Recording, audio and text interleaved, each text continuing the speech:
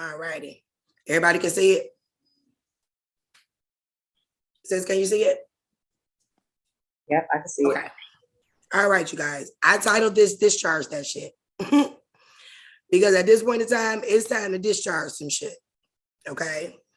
So I'm gonna give y'all just a little history. Not a whole lot. I don't keep y'all long. It's Friday, and I sure don't want to bore y'all. But I'm gonna make sure y'all have everything it is that y'all need to know.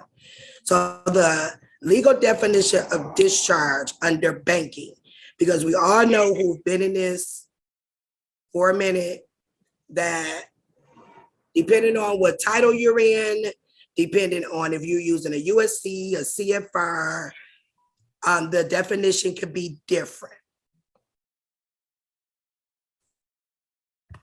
So because we are dealing with the bank, we are going to be using banking terms. So the legal definition, the banking term, is debt discharge is the cancellation of a debt due to bankruptcy. When a debt is discharged, the debtor is no longer liable for the debt, and the lender is no longer allowed to make attempts to collect the debt. Due to the fact that the entire world has been up under bankruptcy since 1933, everything is supposed to be discharged. Technically, everything is discharged. The bank discharges every last one of our debts every single year.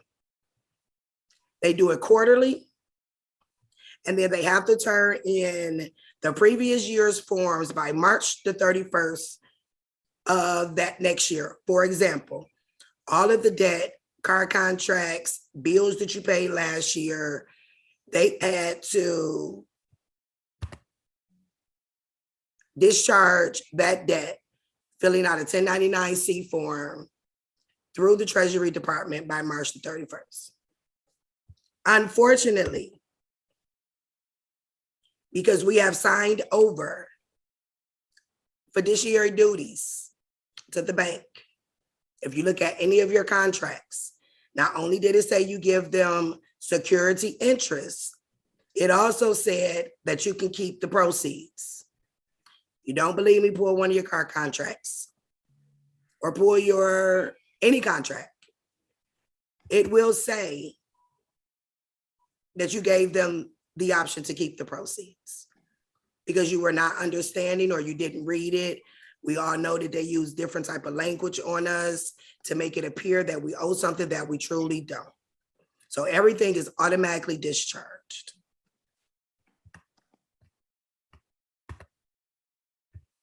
Creditors cannot collect on discharged debts, period. It means that no one may make any attempt to collect a discharged debt from the debtors personally. For example, creditors cannot sue, garnish wages, assert a deficiency, that's your credit report where they're saying you're late, or otherwise try to collect from the debtor personally on any discharged debts. Creditors cannot contact you by the phone, mail, or on any otherwise in any attempt to collect the debt personally. Creditors who violate this order can be required to pay debtors damages and attorney fees. So for now, some of you that is on here that has been doing this for a minute, I know you're like, why is she saying the debtor and I am the creditor? We are the creditor. We are the creditor. We are the debtor. We're the beneficiary. We wear all of those hats.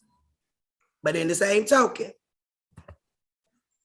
if the United States is responsible for all of the American people's debts, why do you want to be a creditor? Just ask yourself that. If they're responsible for all of the American people's debt, why do you want to be a creditor? There are certain circumstances where we are creditors. During the times that we are our creditors, that is like if we're in court, when we're assigning the judge as fiduciary, okay? But when we're dealing with contracts, promissory notes, certificates of indebtedness, FRNs, AK floating rate notes. We are considered the debtor. So don't get confused, because I know you guys hear a lot. We are the creditor, and we are to an extent. In order for you to be able to understand how to move through their system, you need to understand what system they're operating out of. Everybody out of the Constitution, they rewrote the Constitution. The Constitution is not for us. Everyone uses the United States Code. I did at one point in time too. We're not up under the United States Code. We're not even up under the CFRs. We are up under the Emergency Banking Act of 1933. Hence why there's always some type of emergency going on, whether it's Ebola, whether it's coronavirus, whether it's the sky ain't green, blue today, whatever. They keep us up under emergency in order for us to continue to be able to use the FRN. The FRN is only for the Board of Governors, and we are not the Board of Governors. The Board of Governors have 7 people that sit on that board, and it is not any of us. So if y'all ever heard somebody say you're the Board of Governor, you're not. We are actually considered an enemy of the state because we are using FRNs, and lawfully we're not supposed to. So when you hear the enemy of the state, trading with the enemy act, that is why we are considered enemies of the state, because we are using FRNs and we are not securitizing the FRN. They have us calling it a Federal Reserve note because they say that on the top, and it is actually a floating rate note. We all know they like to play us with the terminology, with their wording, which is why it's so important to understand their terminology, their wording, so that you'll understand exactly what you're signing and what you're doing. So under the Emergency Banking Act, there are 5 titles that goes up under. If I was you guys, I would read it. I'm not going to read it to you. It would be a very good thing for you to read the Emergency Banking Act, because you need to know what game you're playing.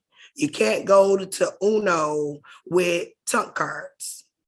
You can't go to chess with checkers.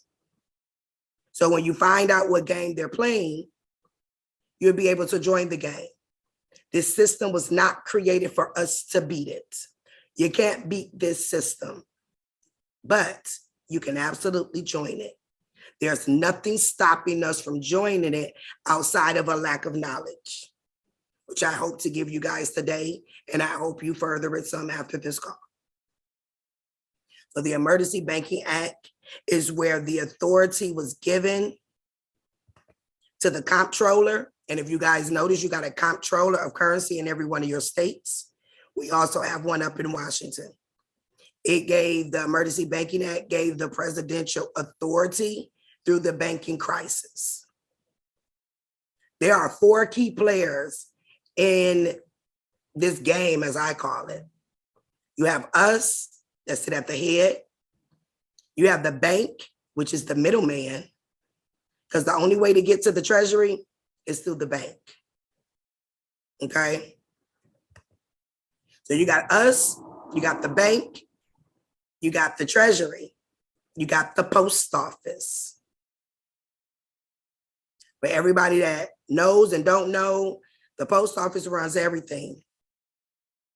The post office is the head of everything, because the post office is owned and ran by the Queen. I don't even know if any of you guys have noticed, they started doing mail on Sundays the last 3 weeks. Okay? Because the post office is owned by the Queen, that is why their money orders are non-negotiable, because they are the direct connect to the Treasury. So the Emergency Banking Act is very important for you guys to understand. There's 5 little titles on there. I touched on them briefly. As I stated, the Board of Governors, they are the ones who run the Federal Reserve. It is 7 of them. The Federal Reserve System is not the government. They are a private company, no different than Walmart. That's it. They are the only ones that are lawful to be able to use Federal Reserve notes. Do anybody know that the national debt average, if I'm not mistaken, is $231 trillion right now? It's $231 trillion, but all of that money belongs to we the people. Every last dime of it. The reason why none of us have collected any of the national debt is because we are not using Wells Fargo, Chase, Navy Federal, whoever you bank with, you are not using them properly. The bank is not to deposit your money. The bank is to wire your securities to the Treasury to come back to you ×2. Okay. I'll reiterate again to why we are the enemy of the state. Only because the Board of Governors are allowed to use Federal Reserve notes. Federal Reserve notes are only supposed to be used during an emergency, which is why we're always in an emergency.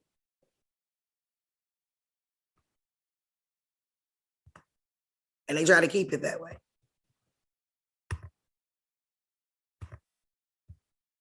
So when I get to talking about the importance of terminology, we have to start using the proper terms. The green money in your pocket is an IOU that has no value. You're supposed to securitize it.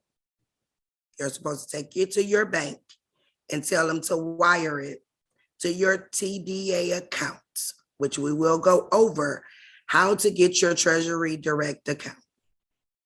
You are to use your Treasury Direct account in conjunction with your bank to wire your securities to the TDA, which is the Treasury. Once it goes through the Treasury then securitizes it. It has now protected your funds. For those that know about the QSIP number, that is where the QSIP number is developed at, through the Treasury. So if you do a transaction the proper way, let's just say it's your remittance coupon for your lights. You are to take it to the bank after you have opened up your Treasury account, and you are to say, hey, I need you to wire this to this account number. When you open up your Treasury account, it gives you wire instructions to take to your bank to wire your securities. When I tell you that they gave us everything that we needed, which is why the title that I had listed for this particular class said no more affidavits, because we don't need an affidavit when they created every form that we need. They created the process that we needed. They just failed to tell us. So when we get to talking about securities, a security is a financial security as a document of a certain monetary value. It refers to stocks and bonds, which are negotiable, and they're also considered a common type of financial security. So you got equity securities. Those are like CDs and things of that magnitude. Then you have debt securities. The debt securities are your promissory notes, your monthly bills, your IOUs, which is the FRNs. Those are all considered debt securities. So when you start referring to your promissory notes and things, start referring to them as securities. Stop calling the bank a bank and call it for what it is. It is a securities transfer agent. So all this time, we all have been saying the government is stealing our money. It's the government. It's not. It's the bank. It's JP Morgan and Chase. It's Wells Fargo. It's Navy Federal. It's whoever you're banking with that is technically stealing from us. And they're paying off the government not to enforce the federal laws that they have put in place. So let's get to the good part. I told y'all I wasn't gonna give y'all a whole lot of history. I'm gonna absolutely tell y'all what you need to read, where you need to go to find it. I'm not gonna read it to you. I'm gonna give you straight what it is that you need to know. So us as consumers, how are we supposed to discharge debt? The system was designed to use our social security numbers to track the debt and discharge all debts using the banks as security transfer agents. Once again, we have all been using the banks inappropriately. Banks are used to transfer as transfer agents to wire our securities to the treasuries. So the securities can be used to discharge the public debt and all consumer debt. They have conditioned us to be scared of the IRS. They have been conditioned us to be scared of all these governmental entities that actually thanks us when we turn our debts we turn in our securities to them. So for example, when you take a promissory note and you deposit it into the bank, which you can, once you open your TDA account, your bank will transfer that security to the Treasury.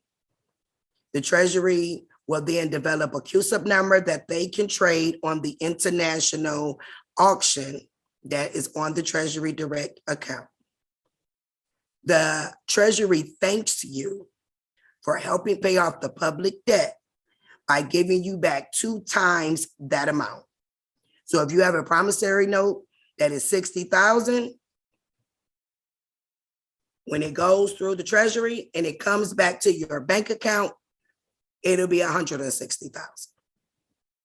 For those of us that have been doing this for a minute, with the opening up the trust accounts, because we're trying to hide our funds. I'm not going to say hide, well, securitize them, make them secure so that they can't take them. You don't have to worry about that if you use the bank properly.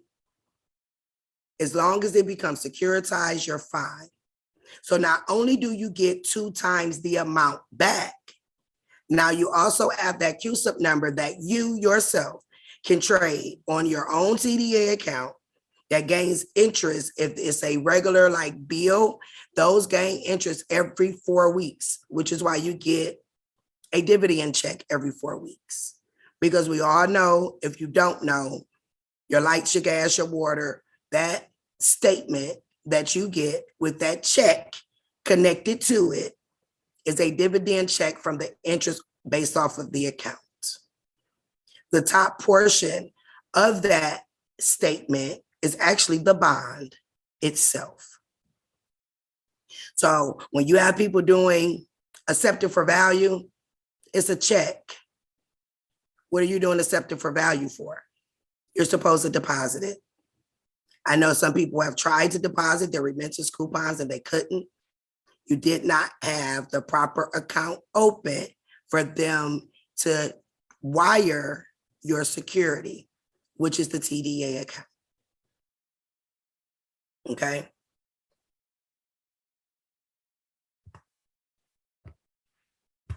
So there are 3 lawful ways that we can discharge our debts without having to write an affidavit or any of that.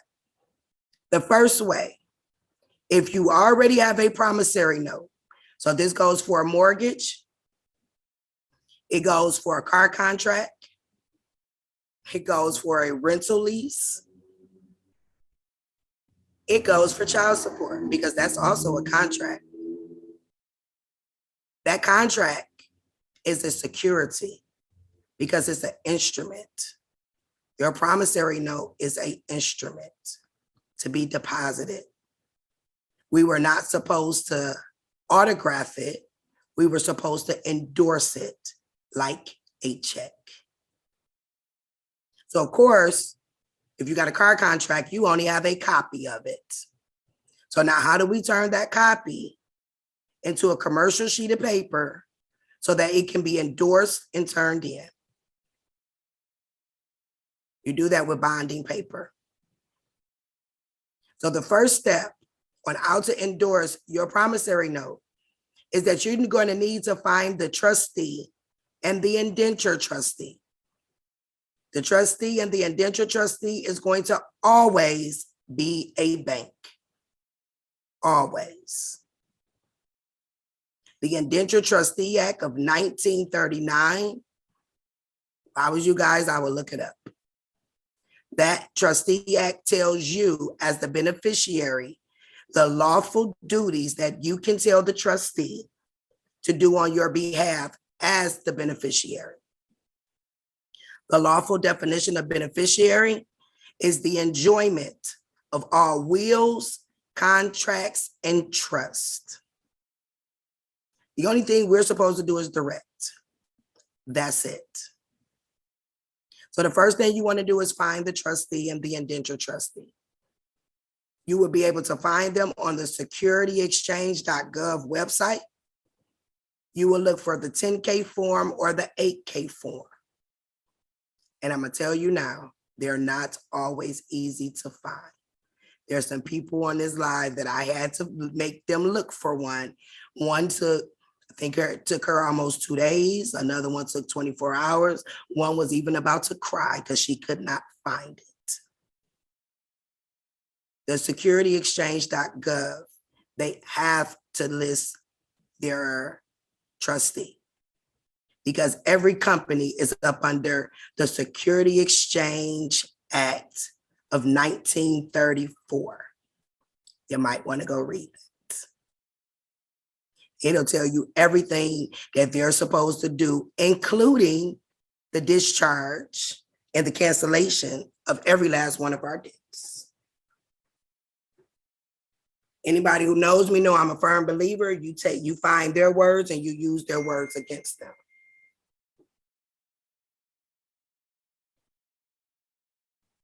So your first step is you're going to find the trustee under the security exchange. When you find the 10K form or the 8K form, you might want to scroll through the form. I personally will read it all because it even tells you in there that they have to cancel out the debts. But because we all know that a corporation cannot speak, which if some of you have been on here and you have sent affidavits and it was addressed to T-Mobile and they did not respond, T-Mobile can't speak. But under the security exchange, every company, every trustee has a representative at that bank that is over that account. If you scroll to the bottom of that form, you will find that person's name. You are to address that envelope directly to that person. The law states that if it's not addressed to an actual person, they don't have to respond to you. So for you guys who didn't send stuff and you wanted to default them because they didn't respond, well, if you didn't send it to a physical person, they lawfully do not have to respond. If you send it to a PO box, they do not lawfully have to respond. When you get this information off of their trustee form, it will even have their address on there. I always do a double search check through LinkedIn. And I also have another website that I use where I can pull up every company CEO's information as well. But make sure you address it to the physical person that is signed through the security exchange. The importance in that is only the person who is named as the trustee and the trustee indenture is liable for the fraud that is happening, that is liable for the cancellation of the debts. So when you guys call and you talking to the CEO or you talking to customer service, when I tell you they do not know what you're talking about, they don't. They're not lying to you. More importantly, if you were to take them to court, the only person that you can lawfully take to court is the trustee or the trustee indenture. Now, the indenture trustee will always be a trust bank, like Wilmington Trust,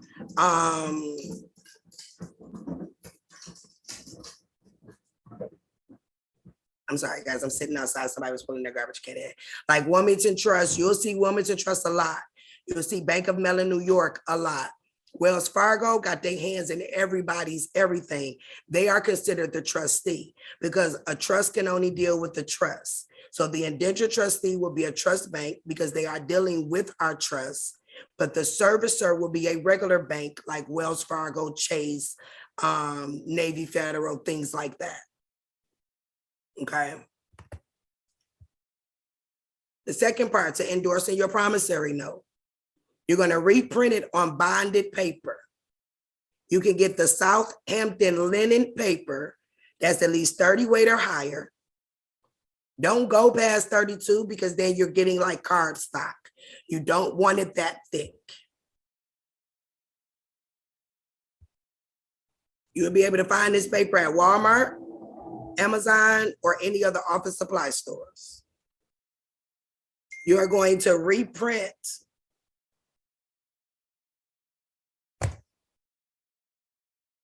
your contract on that bonded paper. Once you reprint it on the bonded paper, you are going to turn it over and endorse it like a check. So if the trustee bank is Bank of America, you're going to put pay to the order of Bank of America. You're going to go down like to the middle, not too far down in the middle of the back of the paper, and endorse it just the same way you do a regular check. Due to the fact that it's on commercial paper and it is a promissory note, and that is the only lawful payment that we as consumers have, that's your payment. When you sign your signature, you will sign it as the beneficiary signature, which is first name / middle name, semicolon, last name. That is how you sign a beneficiary signature.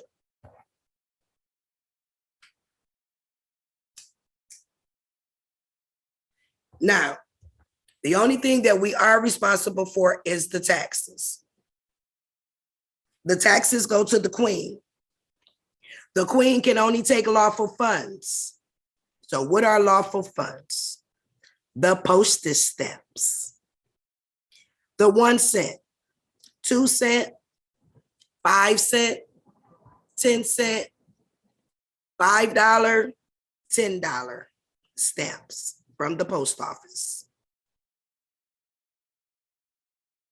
I will make sure that everyone in here gets a copy. It will actually be in Gumroad. Get a copy of the UPU treaty.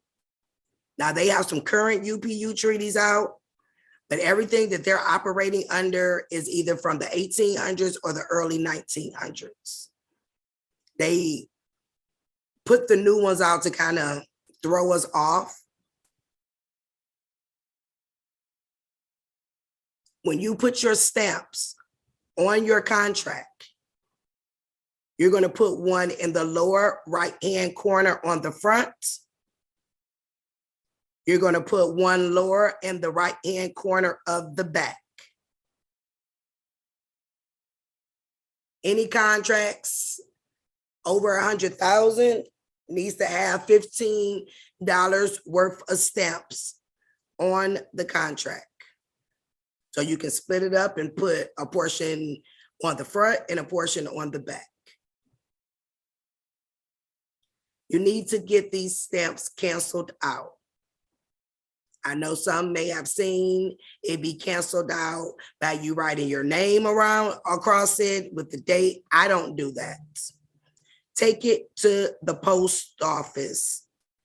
Tell them to cancel the stamp out. They will. If you take a stamp and put it on a napkin and tell them to cancel it out, they will.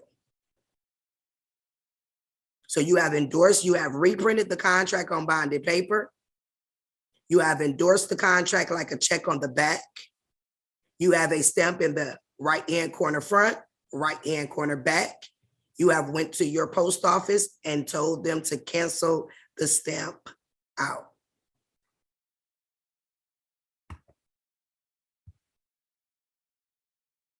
I will, like I stated, I will make sure that everyone has the UPU guide that'll tell you exactly how much needs to go on whatever instrument that you are sending. Now, when you go to mail this, by law, because you are mailing a security, it has to be sent registered mail, not green cards, red and white. That is the law. That is why every company wanted you to go to paperless billing, because they are committing mail fraud. Because every security, AKA bill, has to be sent registered mail. When you send a document, registered mail, one, when you cancel out the stamp, you have now just made yourself postmaster. Okay? When you send it registered mail, now you just invoke the Postmaster General. The registered mail is so important that it actually sits on the mail truck in a clear lockbox by itself. That security is also insured for whatever value the amounts of the security contained inside it. So let's just say you sent your contract to Alley Financial and they didn't do what they were supposed to.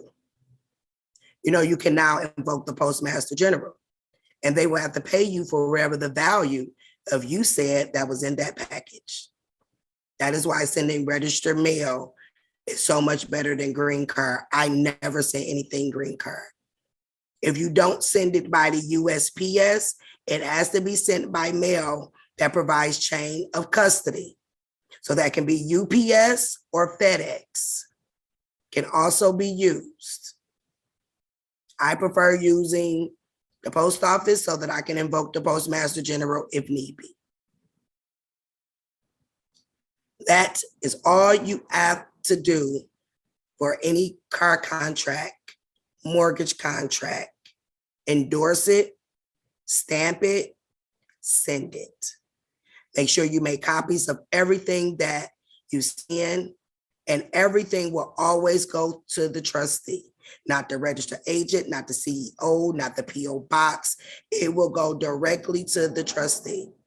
When you pull those trustee 10K, 8K forms, their physical address will be on there.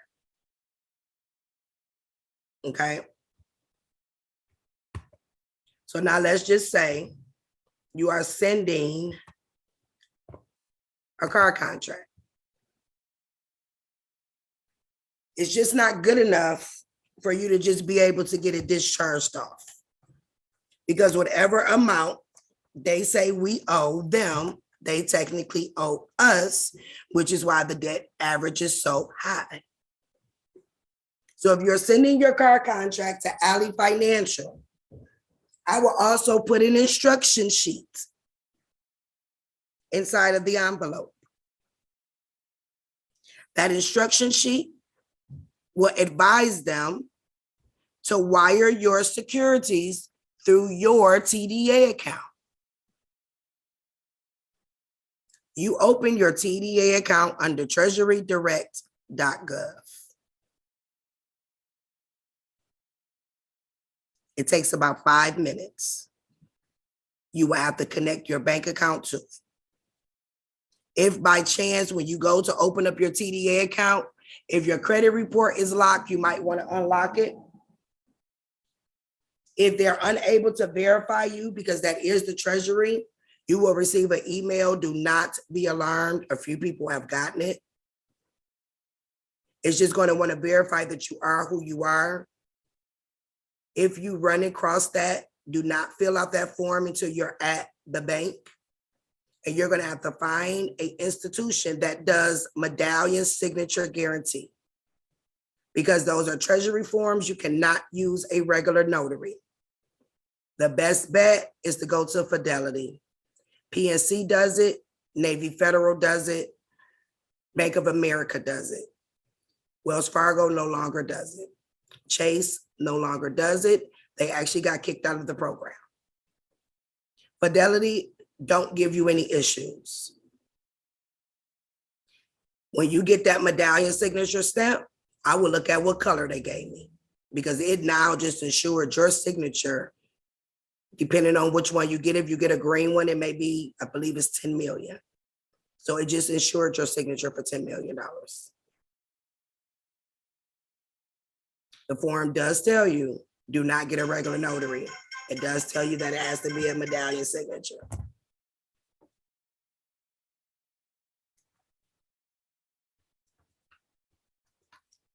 When you go to the Treasury Direct.gov to open up your account, matter of fact, hold on. I'll pull it up for you guys. Hold on one second.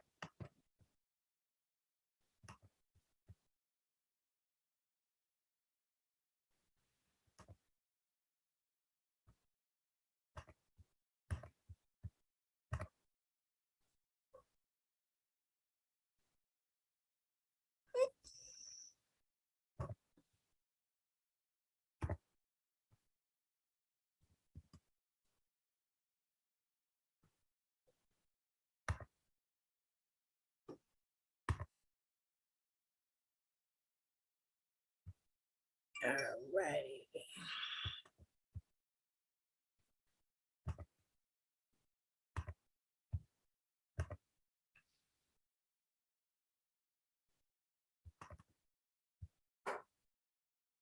Sis, can you see it?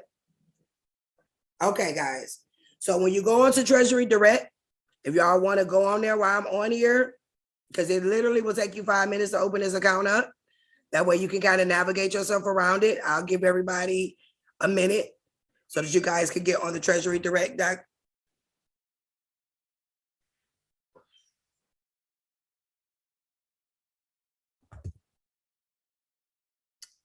I'm at capacity. I don't know how that happened, but I'm at capacity.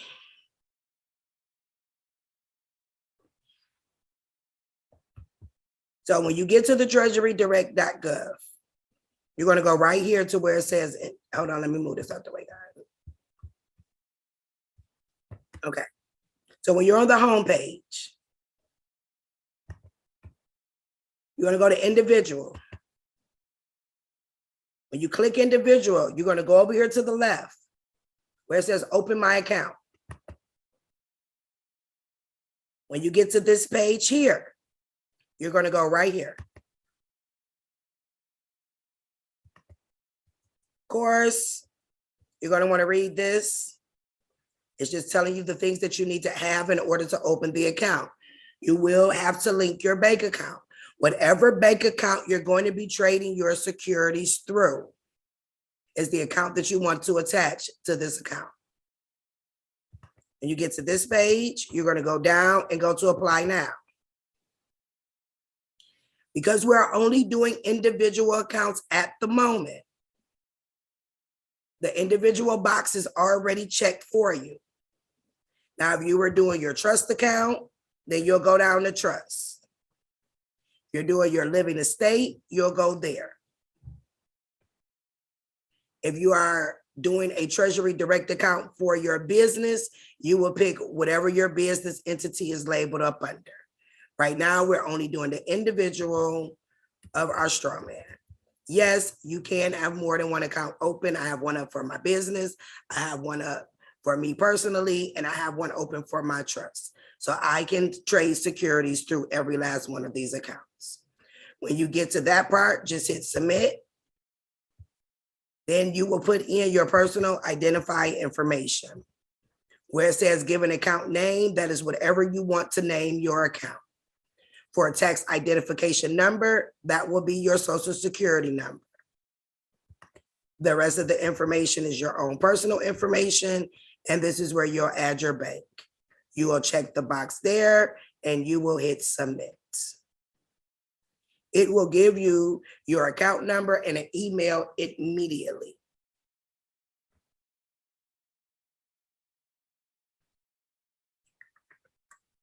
That is how you open up your Treasury Direct account. There's a lot of useful information on the back of this page.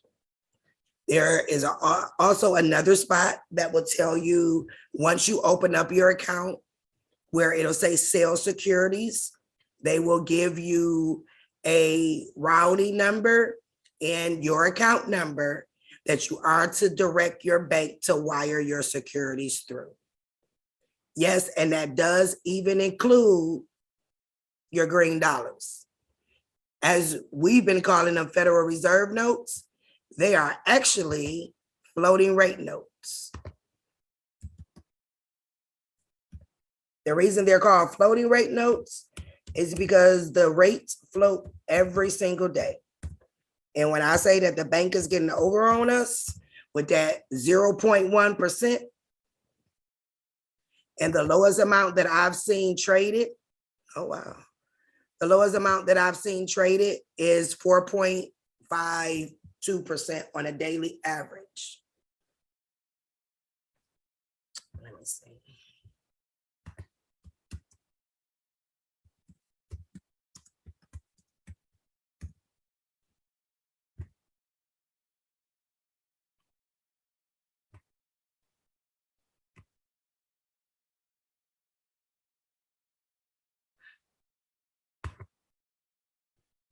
The 0% certificate of indebtedness. Please get familiar with this page. Understand what that means. So we all know that the banks is getting over on us, but we're trying to figure out how and nothing is being done. That is because our promissory notes are considered 0% certificates of indebtedness. 0% certificates of indebtedness do not have to be registered with the Security Exchange. This is how they're committing fraud without getting in trouble. They don't have to be registered. Not just that, every company is listed as a foreign limited liability company. What makes them foreign, let's say you open up your original business in Atlanta, then you go open up the same business in Maryland. Maryland is considered the foreign. You'll be considered a foreign limited liability company. It doesn't mean that they're in another country. So they count all of our promissory notes as 0% certificates of indebtedness. The good thing about that is that when you start depositing your promissory notes, it takes 24 hours for that 2 times the payout. It doesn't gain any interest on the promissory note, but it'll get paid out in 24 hours. So these people that's out here doing 1099 A's, we don't do the A's or the OIDs that end you in jail, and they talk about it takes 60 days, it does not. If it is done through the bank as it is supposed to be done through their electronic system, it takes 24 hours for you to get a payout. Okay. So that's the Treasury Direct and how you open it.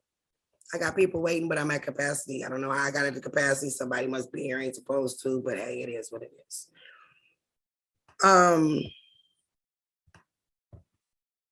So that is how you use your promissory note to get your debt paid off. If you have a promissory note that you are sending, you're going to also add a 1099-C in the envelope with your promissory note.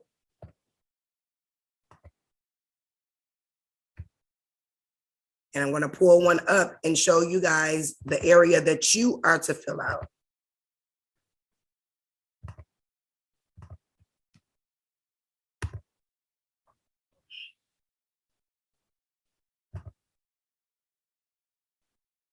Hey, come back here.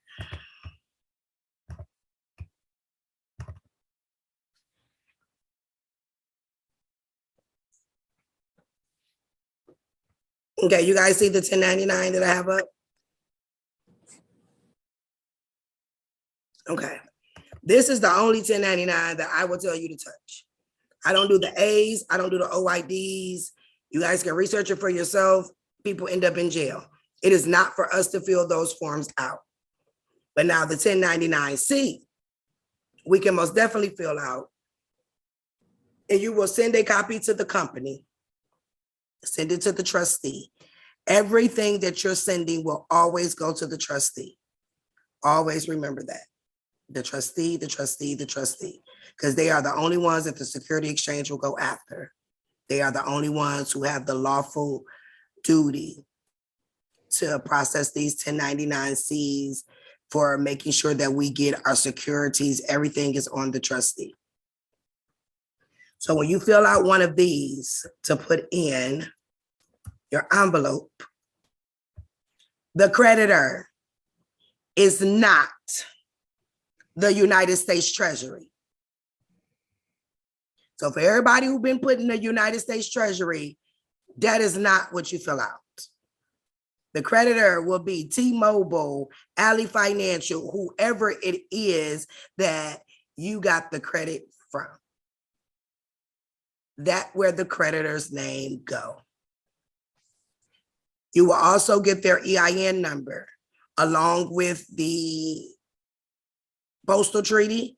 I will send you guys the master list that I have. I cannot promise you every name is on there, but I got the majority of all of the company's EIN number. I would also still double verify that that number is still correct, because we know they like to change stuff, but that is an updated list. So you will put their name and information there, their EIN number there. If you can't find it, leave it blank. Direct them to fill it out. But here you will put your social security number. You will put your name there, your address, city, state, zip, whatever the account number is goes there. The date of the identifiable event, if it's a car contract or a house contract, you know what day you bought your house on, put it there. If you do not know what goes there, leave it blank, direct them to do it, because the bank will be the one who is actually filling out this form. Trust and believe me, they already filled it out because they had to March 31st. You putting it in the envelope is to let them know that you know that it was supposed to be discharged and that you were actually supposed to receive copy B of this. The amount to be discharged, I always leave blank, because we really do not know. So like when you go get a car, even though your paperwork might say it was $92,000, they actually went off of the original OID, which was the sticker window. And then they sold it for a discount. So we really don't know what the amount is, not unless you are doing this for a credit card bill. Monthly bills that you currently pay, I will call them or I will download and I will add up every bill that they charged me for from January to December, plus the amount that you paid. And that is the number that I will put there. For the debt description, if it's a light bill, gas bill, student loans, or whatever it could be, you will write that there. If it's a car, you'll write the VIN number. If it's a home, you'll write mortgage, and you can write the land info that's on your mortgage contract, or you could just say mortgage contract. Box number 5, absolutely make sure that you click, because you are the debtor that is personally liable for the repayment of this debt. The identifiable event code, we don't know. That is some inter-office things that they have going on. Leave it blank. The fair market value of the property, leave it blank. In your instruction sheet, you are to advise them to properly remit your 1099-C so that you can properly do your tax return, because all cancellations of debt is supposed to go on our 1040s. You are to also instruct them to send you your copy, which is this copy, for the debtor, that they are to provide you with a copy of it and documentation showing that they have transmitted it over to the Treasury. You can also print out your credit reports. Go down your credit report and do a 1099-C for everybody on your credit report. Stop getting all of this stuff removed off of your credit report and then you have no credit score. Yes, do I know we don't need a credit score? No, we don't. But we have to learn the ability to live in the public while living privately. So sometimes you might still have to sit down at the table with these people to get what it is that you want to turn around to send a 1099-C. I have a gentleman now actually went and got a car. The same day he got his car, he sent them people a 1099-C. Within a week, they updated his credit report to 84 payments paid as agreed, and it shot his credit score up 100 points. And he had just got it because he immediately sent them the 1099-C. Any debt over $600 has to be discharged because of the bankruptcy that the whole world is up under. So if it's over $600, they will get a 1099-C. You want an 800 credit score real quick, print your credit score, your credit report out, and do a 1099-C for everybody, whether it is student loans. But now make sure you go the extra mile and tell them to now deposit your security in your TDA account. Okay? So if you owe $100,000 in student loans, you're going to get $200,000 back. That is the way that they created the system. I didn't come up with this. I just figured out how their system works, and this is how it does work. Okay?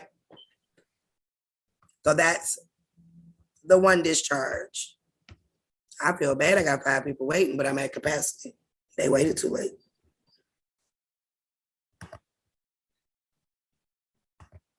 Okay.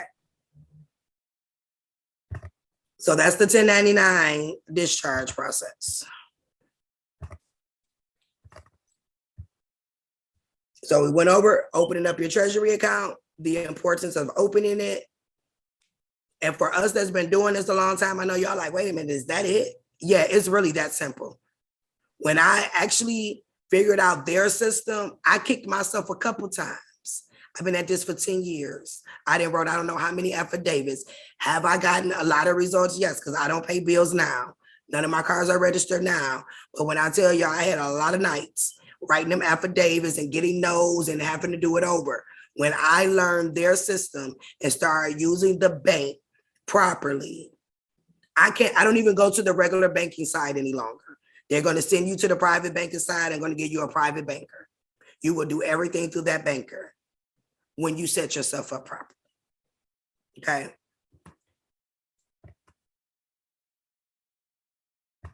So once again, you're just going to locate the EIN for the creditor. You're going to fill out your portions for the debtors information only. You're going to add up the full amount, current bills or promissory notes, throw it on that 1099-C, send a letter of instruction to make sure that they run your security through your TDA account, not unless you don't want your money back and you just want it to be discharged. You don't have to do the Treasury step. That's totally up to you. This is your life, your trust. But I'm going to make sure that you have all your options. Okay.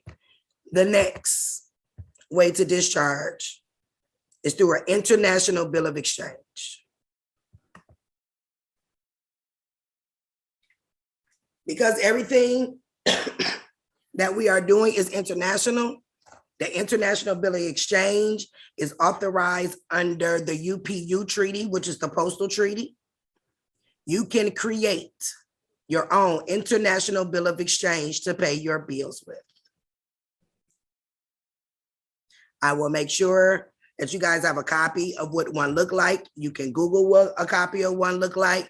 Just make sure that it says International Bill of Exchange, not just a regular bill of exchange. A bill of exchange is a kind of paper in order that its holder shall entitle the debtor named in the document to pay a certain amount of payments. The bill of exchange represents a means of payment and an instrument of providing the payment. So the bill of exchange have a dual role. It's the payment and it's an instrument, because remember, we are only allowed to use instruments to pay off our debt. It is an unconditional order given by the drawer to the drawee to pay a certain amount to the payee listed on the bill of exchange. The bill of exchange is generally a paper on the orders, but it can be issued as value paper to a name. What it means by that is you can take a commercial piece of paper like that Southampton linen paper, create a bill of exchange, and make it out to the name of a bank. Okay. Whatever amount you put on that bill of exchange is between you, your God, and that bank. But when I send you guys the banking dictionary, which I am going to send you, you will see that it says that if a customer brings you a bill of exchange, international bill of exchange, you have to credit their amount, their account for that amount. So once again, whatever amount that you put on that bill of exchange is between you, your God, and that bank. Now I'm a go big, go home type person. And that's all I'm gonna say. It is such a promissory note where the issuer becomes a clause not by order. The bill of exchange, through it, appears as a means of payment and an instrument for securing the payment. It also appears as the means of international payment because the bill of exchange can become a moderate instrument of crediting in payment. Because the banks are using a credit transfer system when it comes to our securities. This is why the international bill of exchange is the highest level of an exchange. So for an example, you went to the car lots. You got a purchase order. You found the trustee. You signed the purchase order like a check, and you sent them a bill of exchange with it.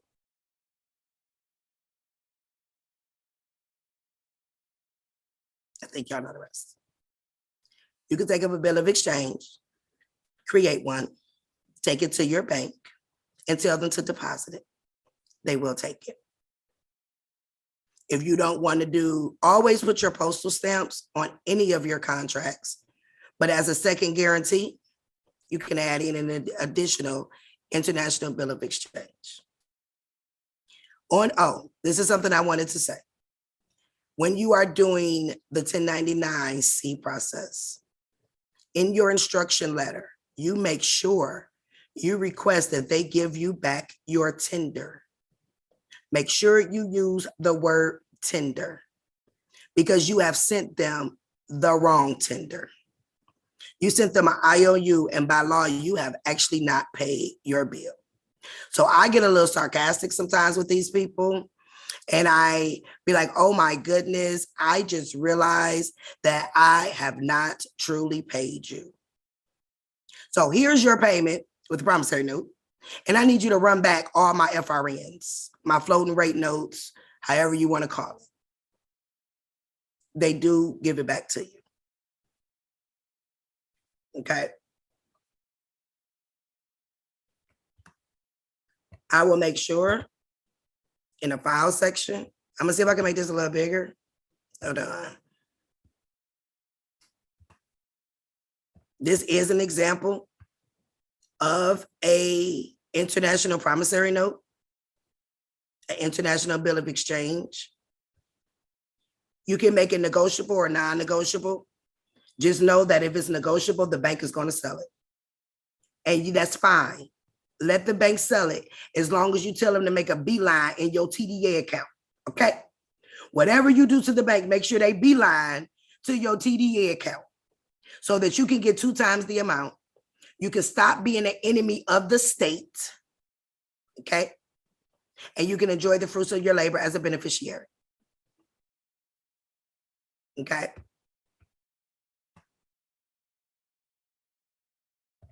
The third way, and I don't know what happened to the PowerPoints on that one. So the third way to discharge your debt. Everybody knows that if they say they have a lien on you by law, it has to be listed under the UCC lien. Okay. So give me 1 second. I'm gonna pull. Anybody on here got a car note right now or anything that you got to pay? Okay, I'm gonna unmute you. Okay. Hey Mo, I can't hear you. Okay, we can hear you now. Can you? Yep, I can hear you now. Nope, I can't hear you no more.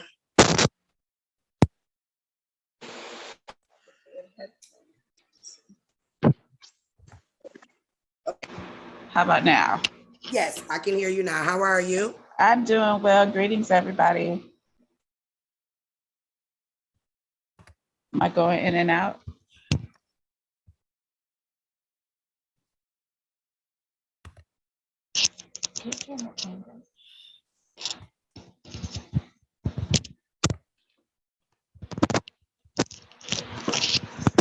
Oh, thank you.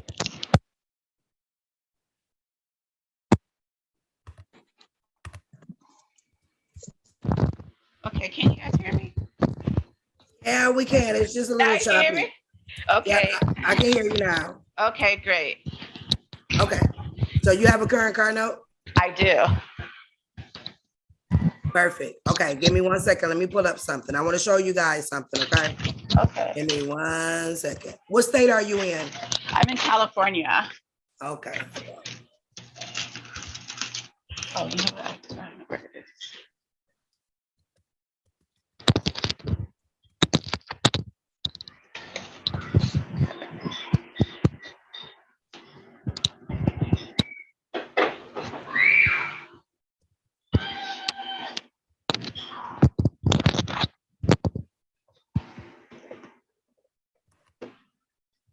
Okay, so you're in California.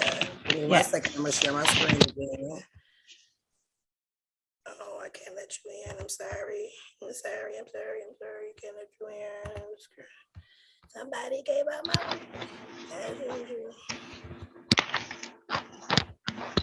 Can I have your first and last name if you don't mind? It's Monique Miller. And you have a current car note and they say that they got a security on you, right? It's MONIQUE. Oh, sorry. That's okay. Miller. Yes.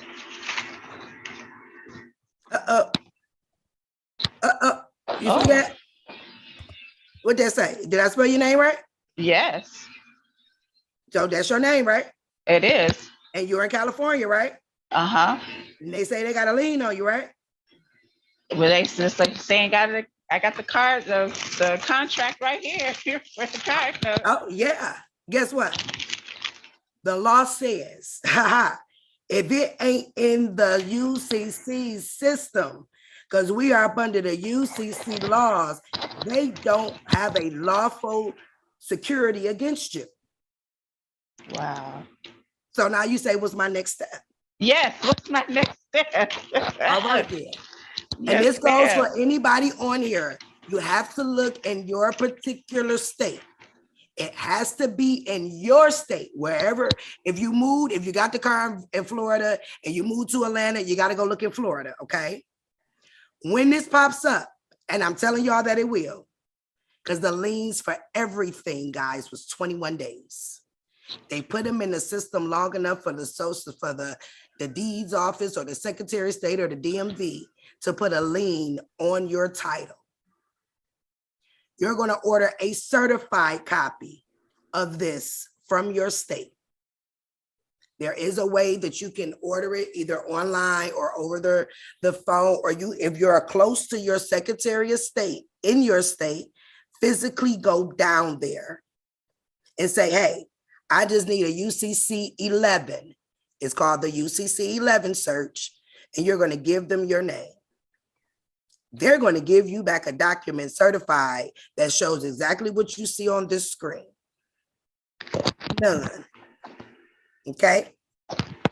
As soon, if you go down there and do it, as soon as they hand you the document showing you that you have no liens, you take that car contract with you. The law says, and the Secretary of State website in every state says, because I checked, that you can right then under oath say that the debt has been paid. They will release your liens from the DMV. If it's a car, from the deeds office, they will release it. You can do it physically down there, or you can do it, and at that point you would have to write an affidavit.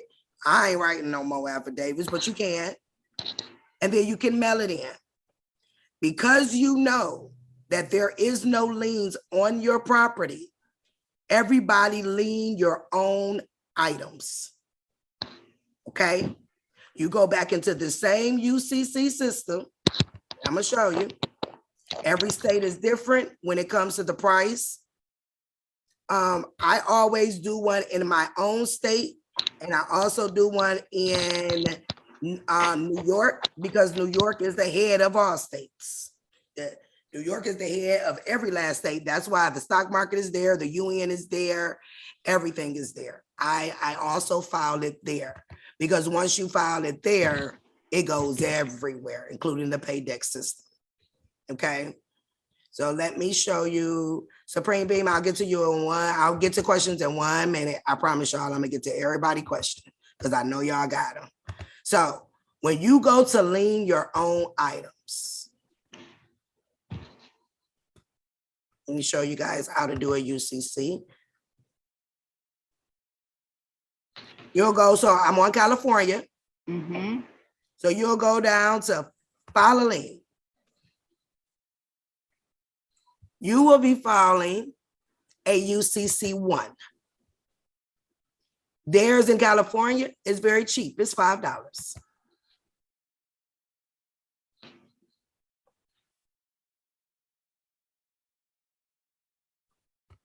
I'm waiting for it. Okay. Of course, it's going to try to make me sign in. Isn't that something?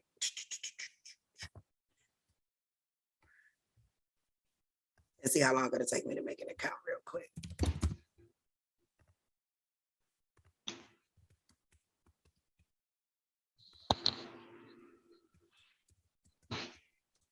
And you can do this for all of your property. House, car, kids. If you guys continue with me, when I show you guys how to take over your accounts, you're going to have to do one anyway. Because as I stated, I have figured out how to take over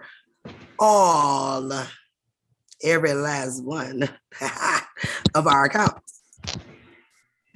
So you have to do a UCC then, but if you are in the process of discharging your car and your house right now, I would say go ahead and do this UCC. Let's see. I would normally read that, but for time constraint, I'm not. So for the consent, for the submitter information, it will always be you. Okay. Organization name, you don't have to put anything. You can put your phone number and your email address.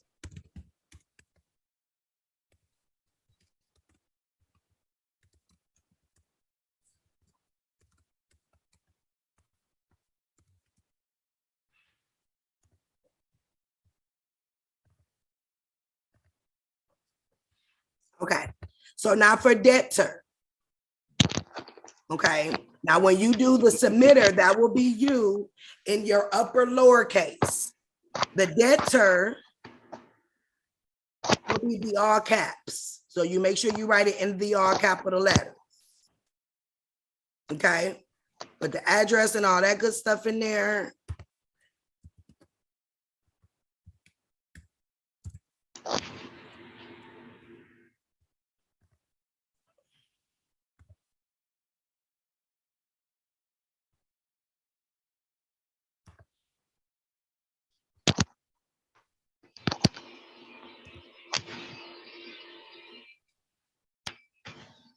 And you'll get down to the secured party.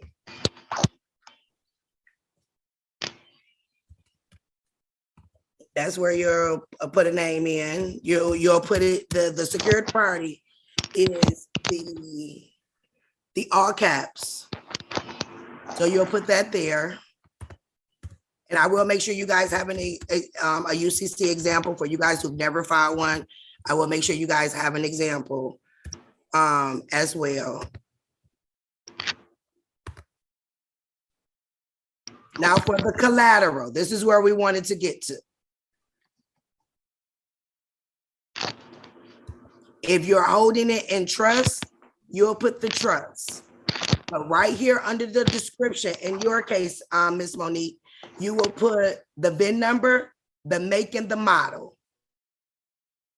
If you have a registration or any of that, put that in there as well. You're gonna now lien your own items because there's no lien on them at all. So lien your own stuff, okay? Once you lien it, nobody can. Now, the reason that the lien is gone, number one, all liens are temporary for 21 days so that they can commit fraud. Number two, only the original creditor can lien you. Once they transfer that note, and trust and believe me, they transferred it before you got out of that seat. If you read your contract, it tell you that you give them the right to transfer it. Once it's transferred that first time, that's it. Nobody else can lien it on that side, but you can lien it. So make sure you lien your property. Okay, guys. So I do this after I go to the treasurer. I could do this right now. Oh, no, you can do that right now. Got it. I tell you guys, before you go down to the Secretary of State, lien it. Because what it'll show is that it's a lien there, but the only person that has lawful right to the security of it is you. Got it. Okay? That's just like if you guys move on and decide to take over your accounts, you're going to lien everything. For you guys that know, that says that Congress said that every card is a credit card. Yeah. So if you got a library card, it's a credit card. If you got a CVS card, it's a credit card. You know why? Because every company has an indenture trustee, and that is the bank. So that is how they said that every card is a credit card, because they know that every company is backed by a trust bank and a regular bank, which is all backed by the FDIC. So for y'all who think that the government is holding your trust, it ain't the government, it's the FDIC. The FDIC created a process, which will be coming soon, for you to take over those accounts. And it's very simple, and it takes 3 days. Okay. And I want to help y'all now get rid of your current stuff so that you'll have time to sit down.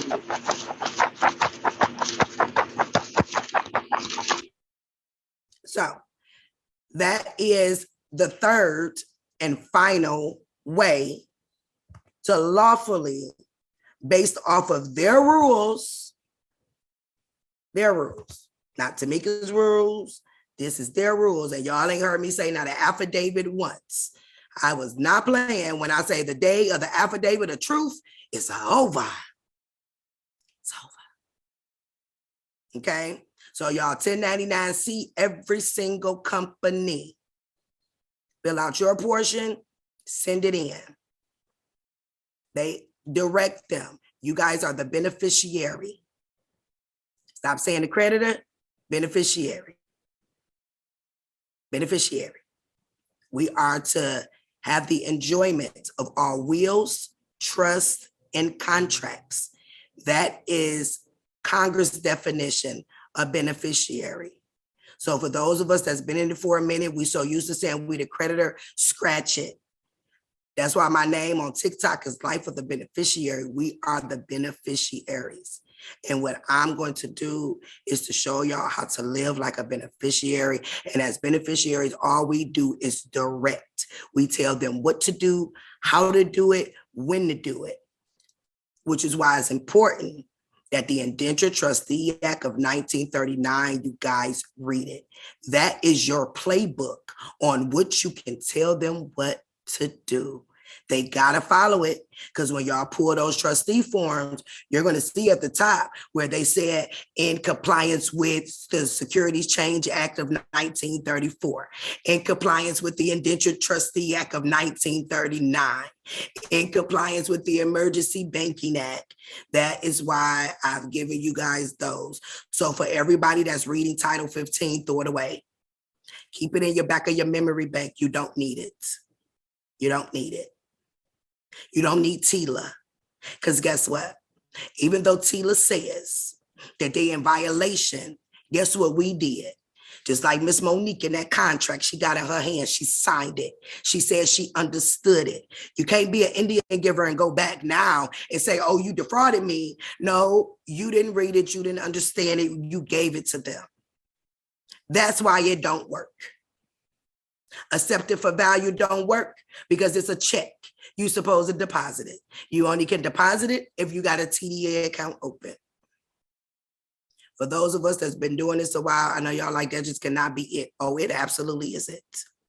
It is one of the most easiest processes that I have done.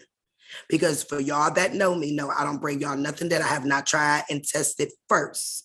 I ain't bringing y'all what I think I know. I'm bringing y'all what I know not know. It works. That is because that is their system that they put in place, but they didn't tell us. So the Emergency Banking Act of 1933, get yourself familiar with it. The Indentured Trustee Act of 1939, get yourself familiar with it. The Trading in the Enemy Act. I already told y'all how to stop being an enemy by using your bank to transfer your securities, and you get it back times 2. So for anybody on here that ever took their remittance coupon to the bank and they say, well, we can't do that, that's an international transfer. Well, it will be, because we are all foreign to the United States, and the Treasury is in the United States, which is the 10 square miles of the District of Columbia. So it would be a foreign transfer. Okay. So you got your 1099-C, you got your International Bill of Exchange, and you have your Secretary of State. All 3 have worked. No pushback, no flack. It worked. Make sure that whatever you're doing, you lean it. Lean back, way back on it. Lean your items. And that is how you can lawfully discharge your debt. Endorse the contract if you got one. That's it. Make sure you put your stamps to pay the taxes, because guess what? We have to keep our hands clean at all times. Regardless to what they're doing, we got to keep our hands clean. So as long as you keep your hands clean, regardless of whatever they do, you're going to be okay. Okay? So you got your 1099, you got your International Bill of Exchange. And as I said, you know, if it was me, I would put a nice little number on there, you know, once I got my TDA account set up, and, you know, I'll take that to the bank and say, hey, because y'all going to have the banking dictionary to back up them having to deposit that International Bill of Exchange. And whatever amount you put on there, between you, your bank, and your God. But know that they give you no pushback with those International Bill of Exchanges, because you just brought revenue into the bank. And then don't forget that, let's just say you did one for $1 million, and that's being modest. Remember, they got to shoot it through the TDA, so now you got 2. And don't forget, that's going to develop a QSIP number. And then now you're trading your QSIP number through the international auction on the Treasury. So now let's talk about our babies. When I say that these people gave us everything that we needed, when y'all go on that TDA Treasury account and open up y'all accounts, there is one for you to open up for your minors. So when the Bible says leave an inheritance for our children, this is what they were talking about. So you open up a minor's account for your child. You will be over the minor's account. The securities that is held within that minor account has to stay in that account for that child until that child is 18. So every security you put through your account, you can then take and put through your child account and make sure that your child is well off on their 18th birthday, because then it will transfer over to them. Okay. So I will open up for questions. LaCora, that's my sister. Y'all see her up there. She's also my admin. That's my sister. We will do it by a raise of a hand process. Yes, it has been recorded. Yes, everybody that's in here will get a copy of the recording, as well as examples of international bill of exchanges that you will be able to use. You will get the banking dictionary. I'll even put a reminder, or I may even throw the PDFs in there for the Emergency Banking Act, the Trustee Act, and how to find a trustee, because they're not easy. I've been doing it for a minute, so I can pull them up kind of quickly. I know you guys are going to need some help there, so I'll try to assist as much as possible. I am putting a Excel spreadsheet together with all of the trustees' information on there that will also be available to make it easier for everyone. So I'll just ask that you limit your questions to not so many so that everybody can get through. We do have 97 people on the call, and I want to make sure that I can get to everybody. For y'all that was in my class before, I know y'all like, is she done already? Because we used to be on this phone for 4 or 5 hours. Guess what? When they created a process for us, it don't take that long, because every document that y'all see I pulled up is theirs outside of the International Bill of Exchange, but we're all private bankers, so we're able to use that. Okay, so let me figure out how I unlock this so I can get some questions in. So we got some hands raised. Shan, you can unmute. Hi, can you hear me? Yes. Okay. I'm really enjoying your presentation today. I'm learning so much. Thank you so much. Oh, you're welcome. Thank you. You're welcome. I wanted to ask you, I'm gonna start with the big bill of exchange. Do you just walk in the bank with this document and sit down with them and hand it to them? Is it that easy? It depends on what you're using. It depends on what you're using the bill of exchange for. Okay. You would definitely have to go sit down with a private banker. Mm-hmm.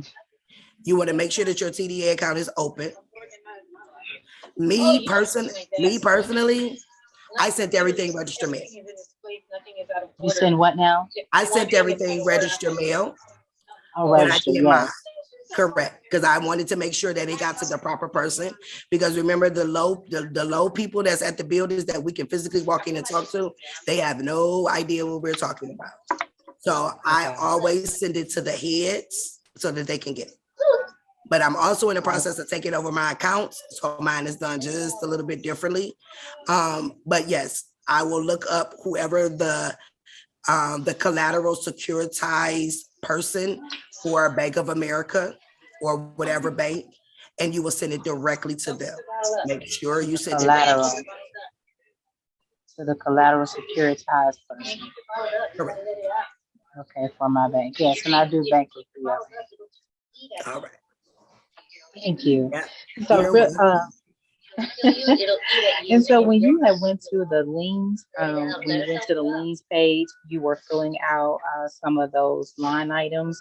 You had wrote the debtor in all caps and the secured party in all caps. I've heard it, I've seen it done way different than that.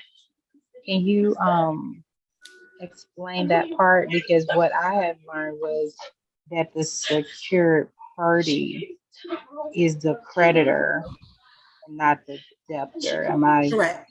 And you are absolutely correct. I'm going to actually put in a rough draft of a copy in there for you guys. It'll be in the packet that everyone on the call will get. It will be coming in an email. It'll come from Gumroad.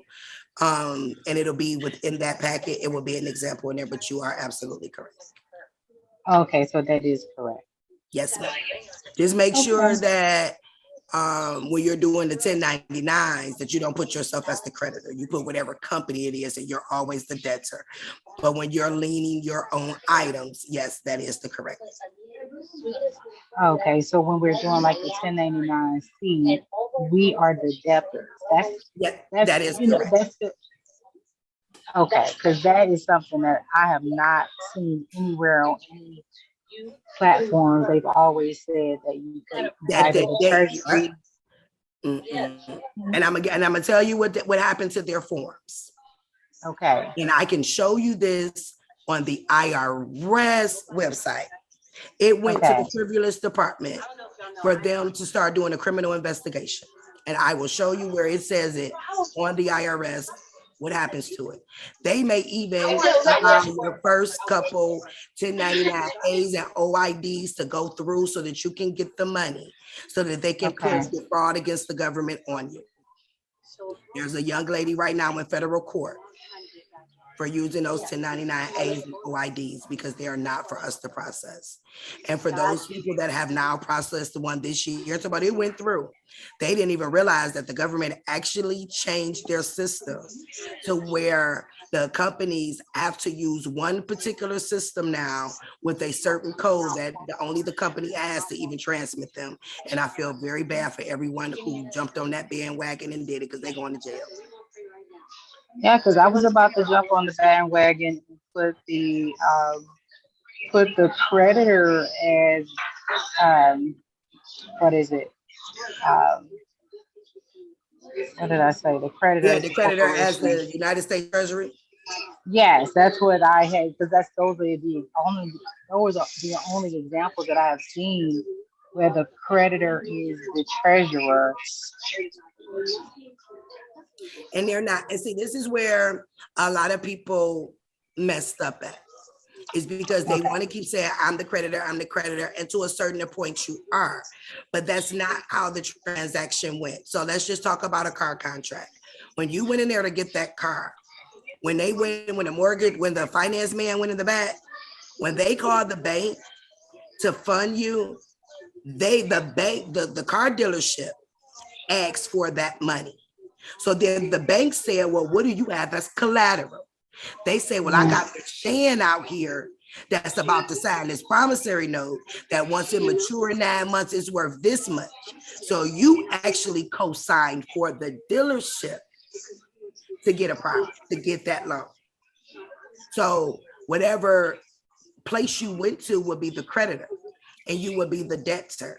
And then just think about 18 USC 8, where it says the United States is responsible for all the debt. It didn't say credit, it said debt. You want to be the debtor. The only time we're the creditor is when we're in court. Because when we're in court as the fiduciary, everybody put Janet Yellen name down as fiduciary. She is not. She is just one of the board of governors. It is the bank, the bank, the bank, the busy, the bank. It is the bank. Wow. Wow, this is really great, because I'm telling you, I was on the way to filling these out as far as the A's, and I was going to do the exact opposite from what's been shown, which is the U.S. Treasury as the lender on one, and then myself as the lender on another one, depending on what type of transaction is happening. So thank you so much. You're welcome. Well, the universe aligned with you right on time, because they didn't want you to do that. And I don't want to see nobody in jail. And everybody who know me on my page, I have putting up the proof from the IRS saying that you're going to jail and all the cases. So anybody that I can stop that process and have you do it right is a blessing. So no, you don't do it that way. Now there is a way that you can go back and get your money. And as I stated, they make us scared of these companies. Yes. Every company has an EIN number. Every company you're doing business with has you listed as an employee up under that EIN number, but they're not paying taxes. So you can actually use the IRS, fill out a W-4 like you worked for T-Mobile, because they got you down like you did, and tell the IRS, hey, I'm not exactly sure the right amount. Can you fix this? The IRS will actually audit that account, your account, for you, get your money for you. They'll charge you 18%, and in 3 weeks, they'll deposit the money into your account. Because every company that you deal with, I don't care who they are, has you listed as an employee. Wow. So you can do this in addition to the 3 different forms that you gave us for discharging that. Yes, ma'am, you can. And they will go in and Standalone. yes, ma'am. And what it is you'll just do a W-4 for whatever account that you have. So I don't know how many accounts you got, but however many accounts that you have, you will do a W-4 like you work for them. And then you will add up all of the amounts that you have sent them, because you only estimating. You will tell the IRS to do the rest. They will actually audit the account. Because when I say the queen is no respect of a person and she wants her money from everybody, and these companies are evading taxes, they will happily audit that account for you. I believe it's for 18%. They take 18% of the money and then they'll deposit the rest to you. Yes, ma'am. Wow. And They can see the thank you account. so much. We're gonna, I'm so sorry, y'all. We're gonna limit the questions, Sure. because we got like over 90 people in here. So we're gonna limit Thank the you, thank questions. you so Y'all much. ask her one question, because we got. You're other people that welcome. got questions. Thank you. You're welcome. You're welcome. You're welcome. Let's see. We got Fate. Oh, Fate. No, Empress next, sister. Oh, Emperor's next. Okay, I'll let you do that part, dear. Go ahead. Okay. Empress, how are you, love? I'm doing great. How are you? I'm fine.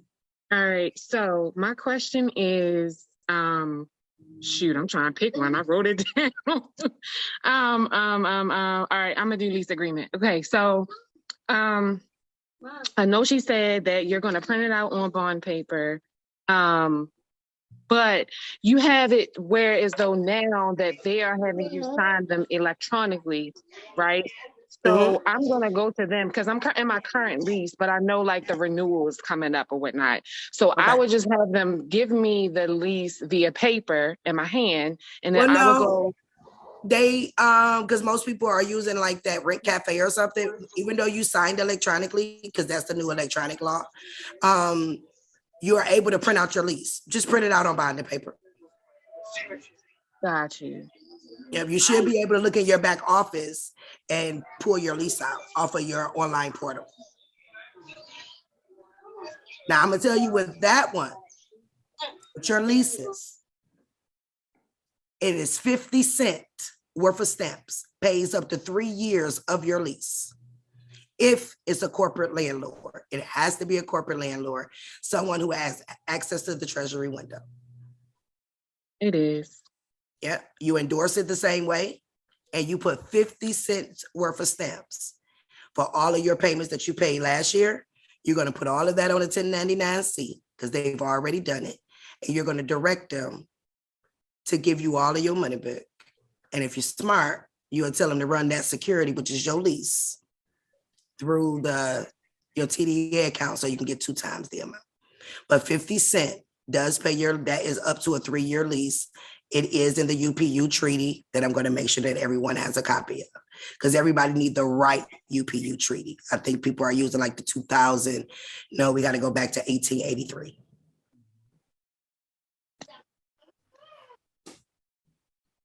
I really appreciate it. I wish I could ask this other question because the lady that was answering questions before, her UCC question confused me. I had it right, but when she asked the question, I was like, okay, now I'm confused.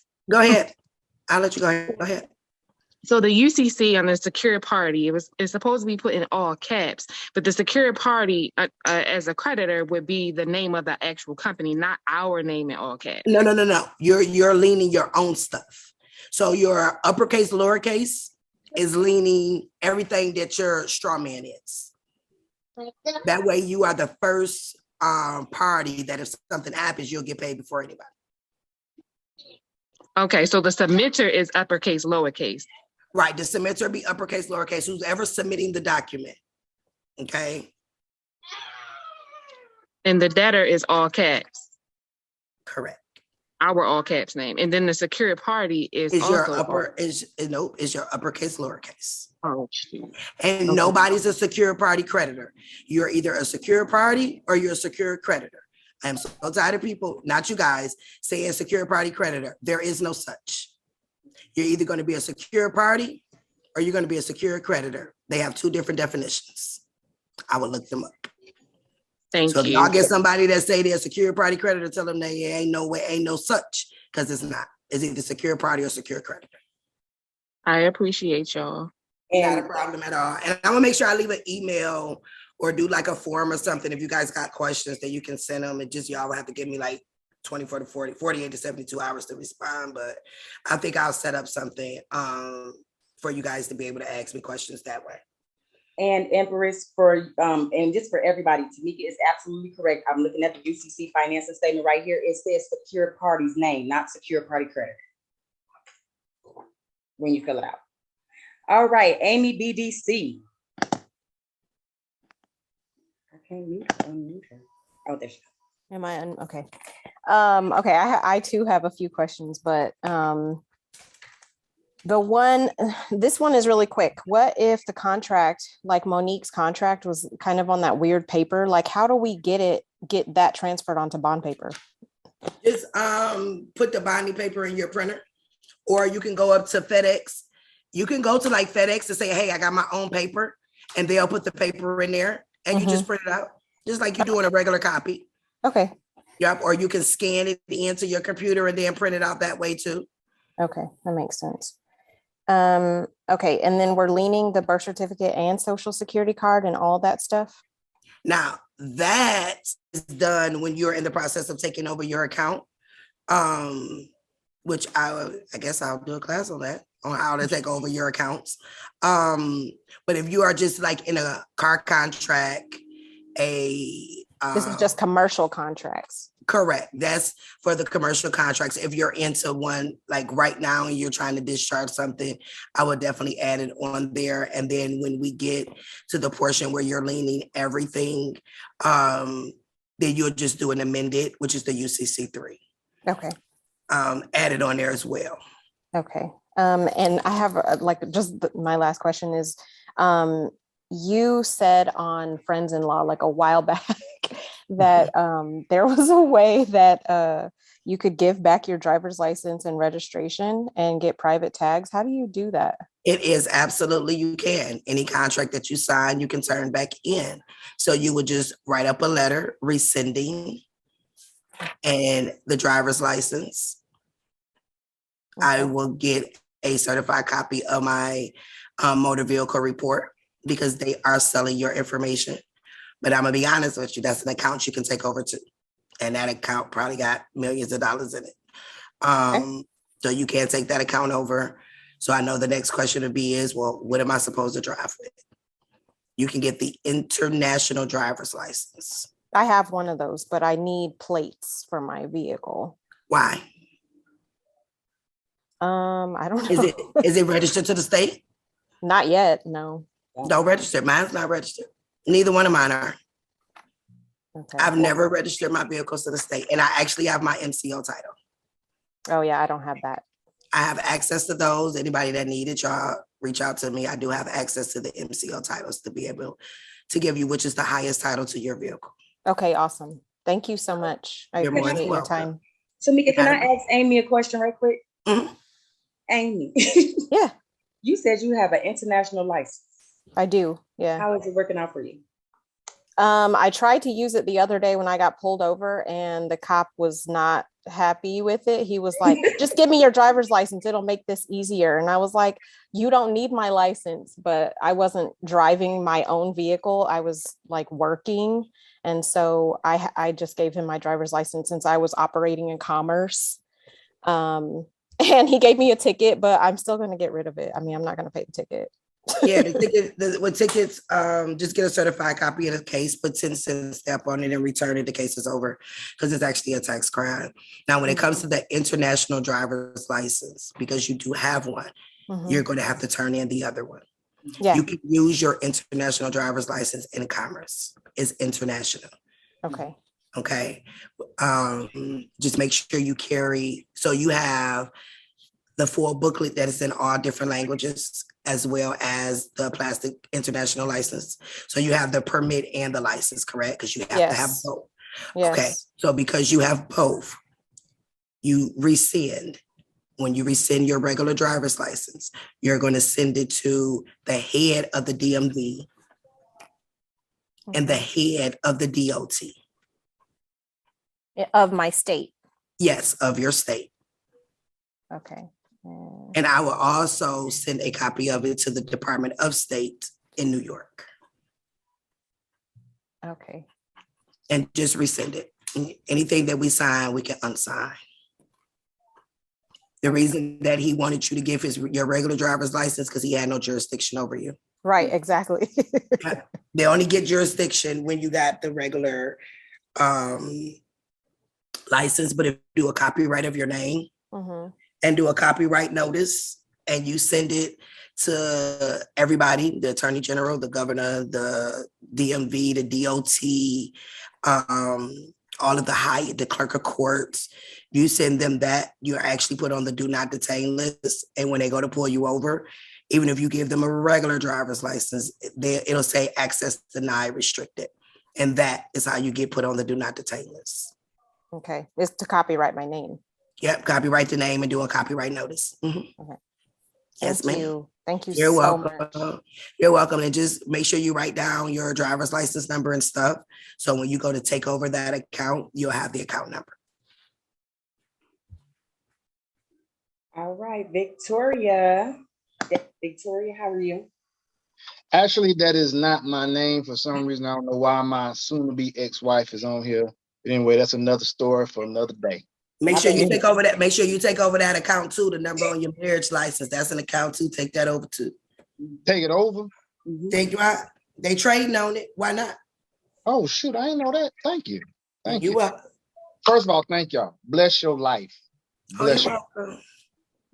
I'm sorry. Sis, unmute them for me. I'm so sorry. My bad. My question was, do you have to authenticate your birth certificate in the state and the national level before you can discharge these debts? No. Okay, so this is my question to you. How long you been signing for your straw man? Since I could write. So did you need something authenticated? Nah. Did you need it authenticated to get in them contracts? No, I didn't. There you go. The reason why I asked that because I actually have 3 copies of my certified copies of my birth certificate. That's what I was about to do, was authenticate my birth certificate on the state and federal level. When you get ready to want to take over that account for your birth certificate, you want to make sure that they authenticate it. Most people don't tell people that there's 2 more steps after you get it back from the federal. You have to do the Minnesota 220 rule. And you also have to do a certification of ownership, because we are all still listed as minors, which is why they're doing what they're doing.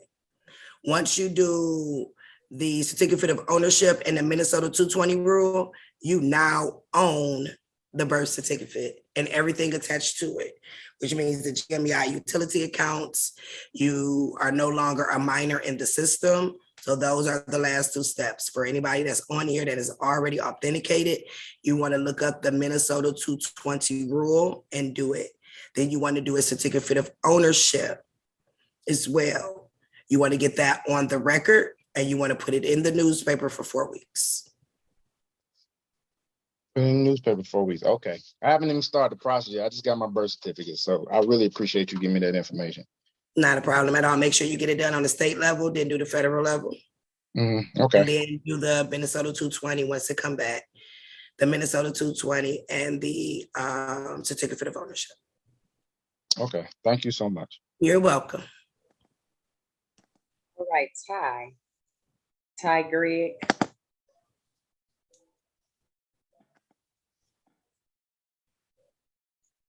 Is he muted? Ty Greg? I just asked him to unmute. He might be having some technical difficulties. We'll come back to him. You can go to the next person. Minya Bay. Hi. Hi. Okay, so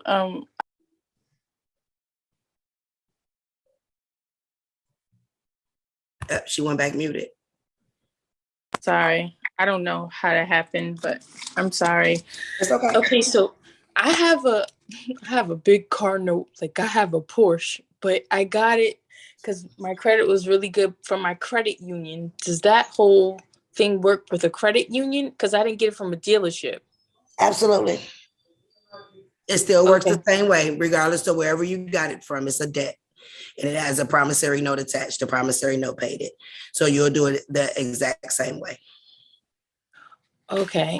And also, like, I have credit cards with this credit union. Are they going to close down my accounts if I do this? If you send them a 1099-C, the thing is, I can't promise you what they're going to do because I don't work for them. But what I can tell you is that the 1099-C they have already filled out. They just don't think that you know it. Even if they do, close your account.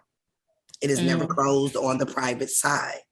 So if you do the account takeover, then you'll have your entire account, along with all the securities that they've been trading that you don't even know about. So legally, they're not supposed to close them, but you're not doing it as a billing error. Now, I have seen when it's been done as a billing area with affidavits that they mess with people's accounts when you're doing the 1099-C, and because you're sending it to the trustee. That is what makes the difference compared to when people were doing billing errors and they were sending it to the CEO. Because you're sending it to the trustee, and the trustee is the one that is liable according to the documents that they have on file under the security exchange. The trustee complies very quickly because they know that if you got to the trustee, then they know you know a little too much, so they comply very quickly. Okay. All right. Thank you. Okay. So I'll just say you make that determination. If it was me, because I know I can take over my account, I would just take my account over. But yeah, I would definitely still send the trustee the 1099-C so you can get all your money back. Now, to make your account open-ended, do that. The only way to do that is by taking over the account. Okay. Are you gonna write, like, is there some way that we can read some of this stuff? Because I can't remember all of this. I need the special ed edition for this. I can't remember. It's okay. I'm gonna be around. I'm not gonna leave. So it's okay. I got you. It's a lot. How long have you been doing this? No, You just started? Yeah, I'm very new. Like, all of this is just like Chinese for me. And I really need the special ed edition. I need help, please. I got you. What I will do is I will make sure that you have access to my last classes that I've done, which will give you the foundation and the education to why we're able to do this and the laws behind it. All right. The recording tonight, every last one of you guys will also get as well. And I'm available because I don't want anybody to make any mistakes. So I'll be here. Thank you so much. You're welcome. It's okay. I got you. All right. Thank you. I need you. All right. Okay. Bye-bye. Thank you. You're welcome. All right. Oh, we got next. Demetrius, can you unmute? Thank you for your information. How's everyone doing? Hey, how you doing, Demetrius? I'm doing great. Here's my question. So my TD account is set up. Is there anything extra I have to do with the bank, particularly so I can go through them? So what you do is when you go into the bank, what are you taking to the bank? My remittance slip. So when you go in there, you tell them that they need to do a remittance transfer. Okay. They're going to ask you for the wire information.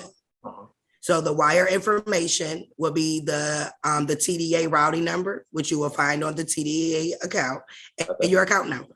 And that is actually an international transfer. They'll know what to do from there. Oh, perfect. Yeah, you just let them know, hey, I need you to wire a remittance transfer. Give them the routing and account number, and they'll wire it that way. Okay. So what happens is that when they put it in the system, the company will know that you have redeemed it, and then they will do what they need to do on that side of your account so that your account is staying in good standing. Perfect. Okay. All right, thank you. You're welcome. Okay, Andrea.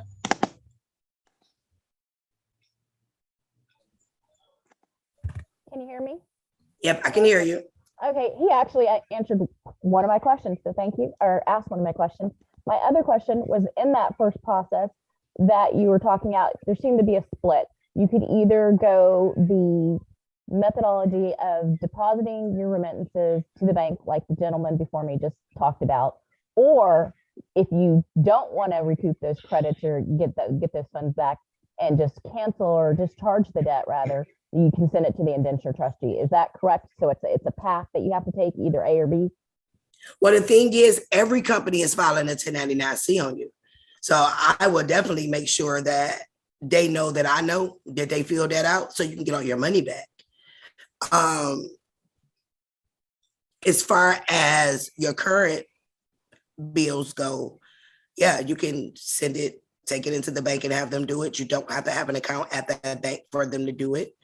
That is what the rules say. You can go at any bank that is a remittance transfer company. But even with that, even once you do the remittance transfers, how long have you been paying these people and would you like your money back? That is where that 1099-C comes in. If this was a debt over 600, that company, well, that's trustee filed a 1099-C and failed to give you a copy of it. Oh, so it's possible to do both. It's not an either or. Right. You absolutely can do both.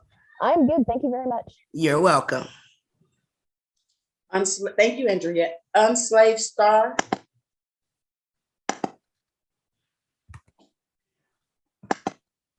Okay. Can you hear me? Yes, ma'am. Okay. So when you were saying about the driver's tickets, how you could just put a stamp on it and send it back.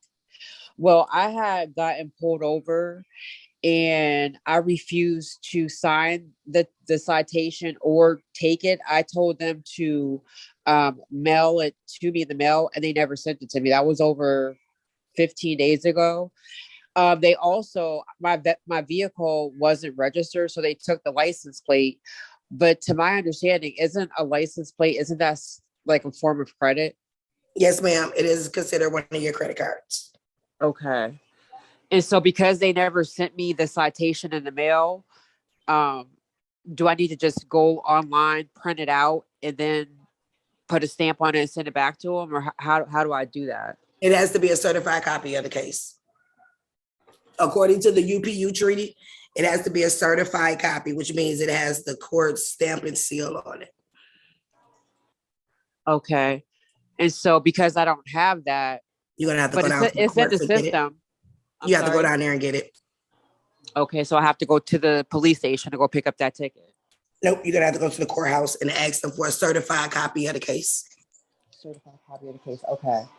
And make sure they give you a certified copy of the case and not a certified copy of your record, because they'll try to play you like that. Okay. Certified copy of the case. And can we put a lien on our rental lease agreement? You absolutely can. If whatever account number that is attached to your lease agreement, you absolutely can. Wow. Thank you very much. You're welcome. And you can also lien the court case number too. Okay. Followay. Okay, hi. Hi. I'm like mean. I'm new to everything. Can I get my own? Can I pay for my own class, or how would you do that? You talk about a private? I do privates. Can you? Are you on my friend on TikTok? No, I'm not on TikTok. Oh. So how did you find us? She probably was one of my old students on my email list. No, Samika. Oh, Samika. Samika was in my old class. Okay. Here's my email address. I guess, let's see. Yeah. My email address is what is it? Well, I wrote down something here. I think, is it TMEKA@creators. That's my gum. That's the Gumroad one. I don't know. You might be leave a message through there, but I'm gonna hold on. I'm gonna drop it in the chat.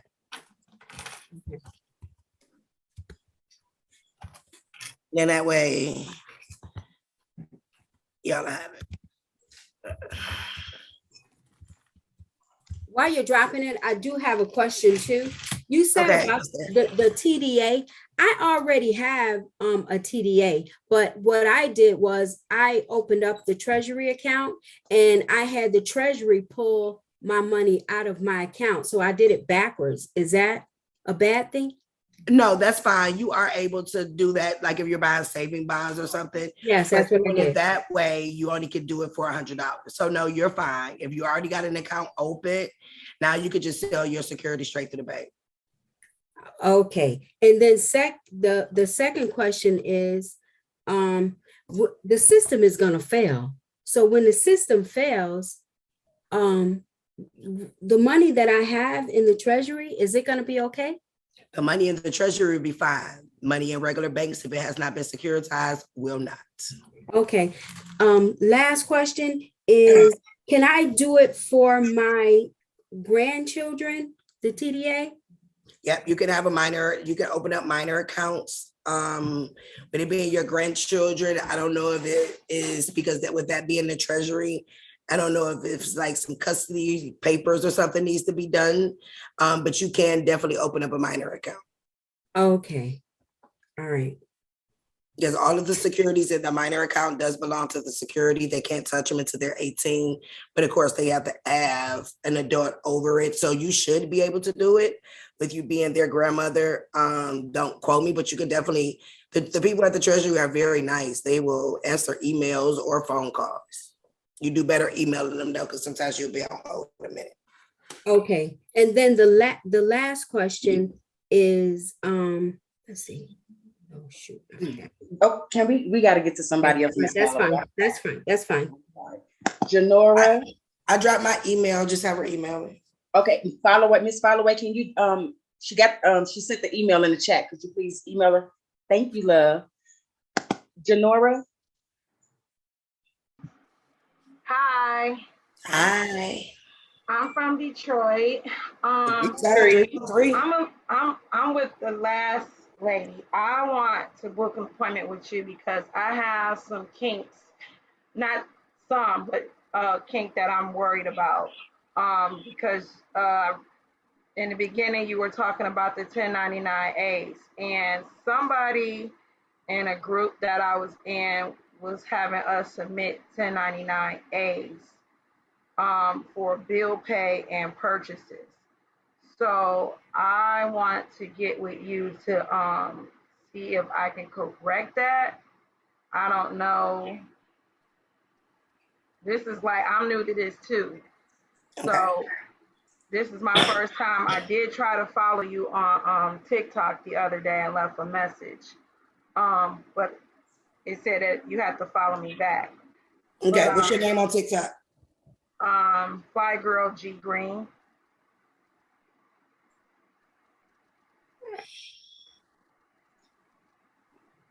But I really need some direction as well. So I understand we need to set up the DBA account before we start the 1099Cs, correct? No, you can send the 1099Cs now. Because the companies had to have them filed and put in the system by March 31st. So okay. they've already filed them. So you can go ahead and get them sent to them. But I'm just saying, if you want to securitize your funds, then you can have them put it through the TDA. It's not necessary to do this, but as I said, we want to keep clean hands. Absolutely. So we want to make sure that we do everything by the book, and that is how we securitize our funds and not be an enemy of the state. So let me ask you this question. I was listening at to a YouTuber, and I was able to go on that Treasury Direct site and pull up what's on the maturity and what's in that account, but I never set up an account. I just went in there to see for verification. So what happens with that money that's sitting there once you open up the account? Well, once you open up the account, because you, even though it's in your name, whatever financial institution is trading on your account.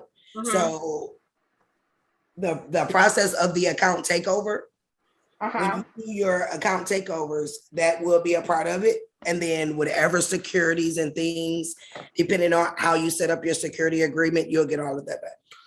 Okay, and then how do you have access to that trust money? You have to take over your accounts. Take over the account. Yeah, that's why I want to do a one-on-one with you, if possible. Absolutely. You can go on my Gumroad link. Is a link on there for private consultations. Okay. Is this, do you have anything available like tomorrow? Yeah. Yes, I do. Okay. Okay, I'm gonna request a one-on-one with you tomorrow. Okay, not a problem. Thank you so much. You're welcome. All right, Samsung G991U.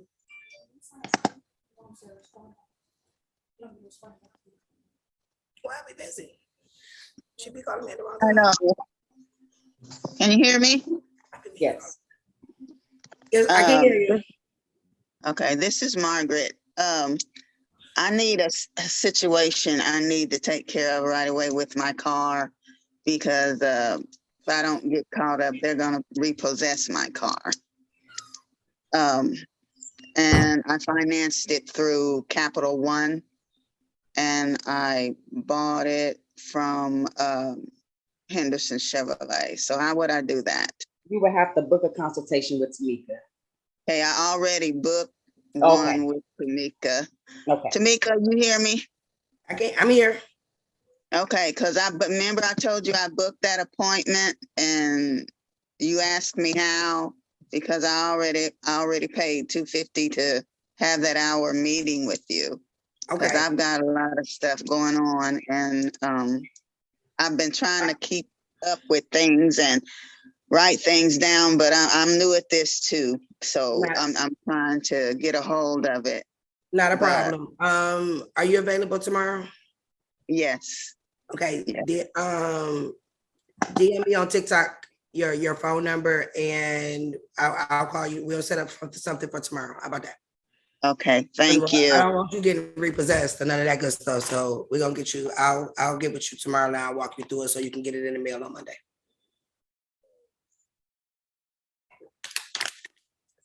Wait, you went. I can't hear you. She knew. We can't hear you. Okay, I'm done with my questions. That's what I wanted to get by you, to have that conference. So I will get with you tomorrow. Thank you. You're more than welcome. Bye-bye. Bye-bye. All right, Leon Benjamin. Hey, good evening, guys. Hey. Leon. Queens, princesses, everybody. First of all, thank you all for the time and the effort that you put into all of this. This is amazing. No problem. Nobody else is even close to this information. I'll get straight to the point because I know y'all are short in time. I've been through several mortgages before. The last one, I was going through the information from the last class, and I started asking for information from the bank, and they just stopped responding to me. They didn't ask me more questions. Anyways, my question is, because I've also been following the information on the class. I did the TD account just now. I'm actually in there. One, where do we get the wire information for that? The wire information is your account number and the TDA routing number. Hold on 1 second. And the TDA routing number is the same for everybody. Okay. So let me pull it up. And I did the UC, while you're looking that up, I did the UCC search and I didn't find anything for my mortgage. Same thing, because the lien is gone. They transferred it. I think it's in.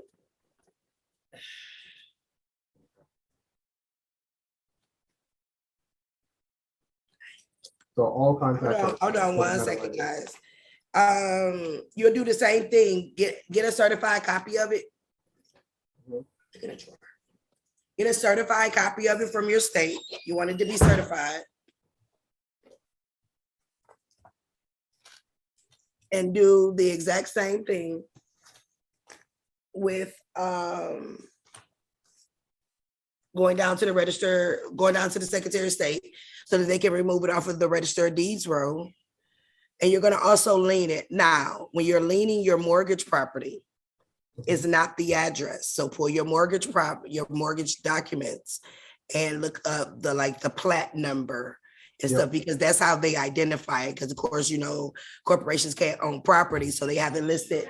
Okay, have it listed as the land itself. So when you put that on there, you'll do it as the land itself. You see my email on the screen? Shoot me an email, as in the chat, because there's some additional forms that the mortgage company fills out every quarter. So I'm going to send those forms to you so you can send it to them, which will actually have the bond numbers and things. And then that's how you can, is another form you can fill out for them to transfer all of the collateral and the bonds over to you. But that is also an account that you can take over. The chat is currently disabled, so none of the information is coming. Oh, it didn't show up. Okay. Hold on. And within that same question, what about the mortgages that were already passed over? Like I done sold those homes already. How long ago? Anything within the last 3 years? Oh yeah, is an easy takeover. Anything over 3 years, the state has it, but they're still trading on the security within itself. So that would be an account that I would do the W-4 and have the IRS audit for me. Okay. And I'll show you guys how to do that. But you still got the contract though, right? Yeah. It's still a security. You can still deposit that. Okay. Awesome. It can still be deposited because trust and believe me, they still trading off of it. Yeah, I did the search from the class that you did. I do see them all over the place. Yes. Yeah, they are still trading off of it. So when you send them notification that, hey, I'm taking back your authority and I'm taking over my account, then you will get the account.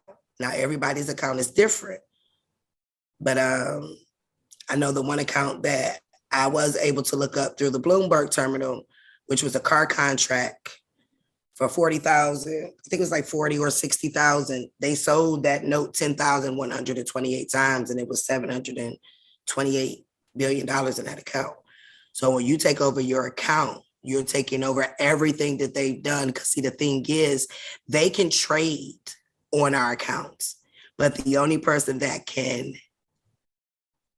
withdraw the account is us, because it's up under our name and social security number, but they're acting as fiduciaries. Oh, that is something else.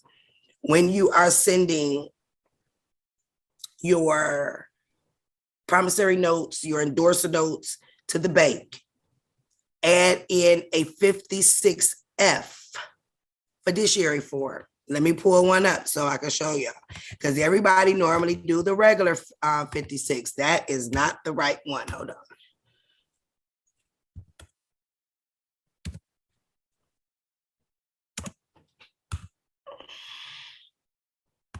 I'm gonna show you guys the 56 form that you are supposed to be using according to the IRS rules. So any bank that you guys are sending anything to, can you guys see my screen? Yep. This is the 56 form that you want. Not that one that they got everybody filling up. That just says 56. That is not the proper form. Anytime you're dealing with your bank, for any reason, if you're sending them a promissory note or whatever, you want to make them fiduciary. And you do that with the 56F, which is for the financial institution. The regular 56 form is only if you like over a decedent's estate because someone has passed away. But anything that we're dealing with our securities will be the 56F, which will be this form right here. So I'm happy you brought that up because I almost forgot to bring this form and everybody doing that 56, sending it, putting Janet Yellen name on it. Yeah, they sent you to the frivolous department. You put a judge name on there, they sent you to the frivolous department because those are not the lawful fiduciaries. It's whoever is on that security exchange form that is responsible. So you'll definitely want to fill out a 56F. I'll make sure that there is a reference sheet for you guys to go off of in the packet that I'll send out. So you'll know exactly how to fill this form out, but you will absolutely make anyone that you are dealing with on the financial level, you're going to send them this 56F form. And I also send it to the federal, I send it to the IRS as well. So the IRS will know that I have made these people fiduciary. Okay.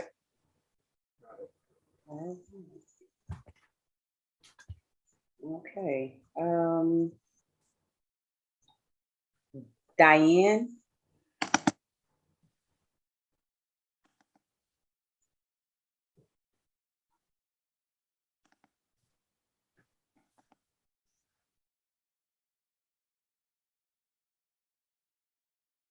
Okay. The GOAT. The GOAT. Hey. Hey. Hey. Y'all can hear me? Yeah. Okay. Cool. Well, so my question was, so I did the well, you already know I sent my car package off, but I sent it off, I think, yeah, last week. It was either Thursday or Friday. I gotta go check the return receipts. And I didn't get no response yet. I mean, I didn't get no response yet. So I'm wondering what it was, if I did anything wrong at all, because in the package I included 56F, 1099C,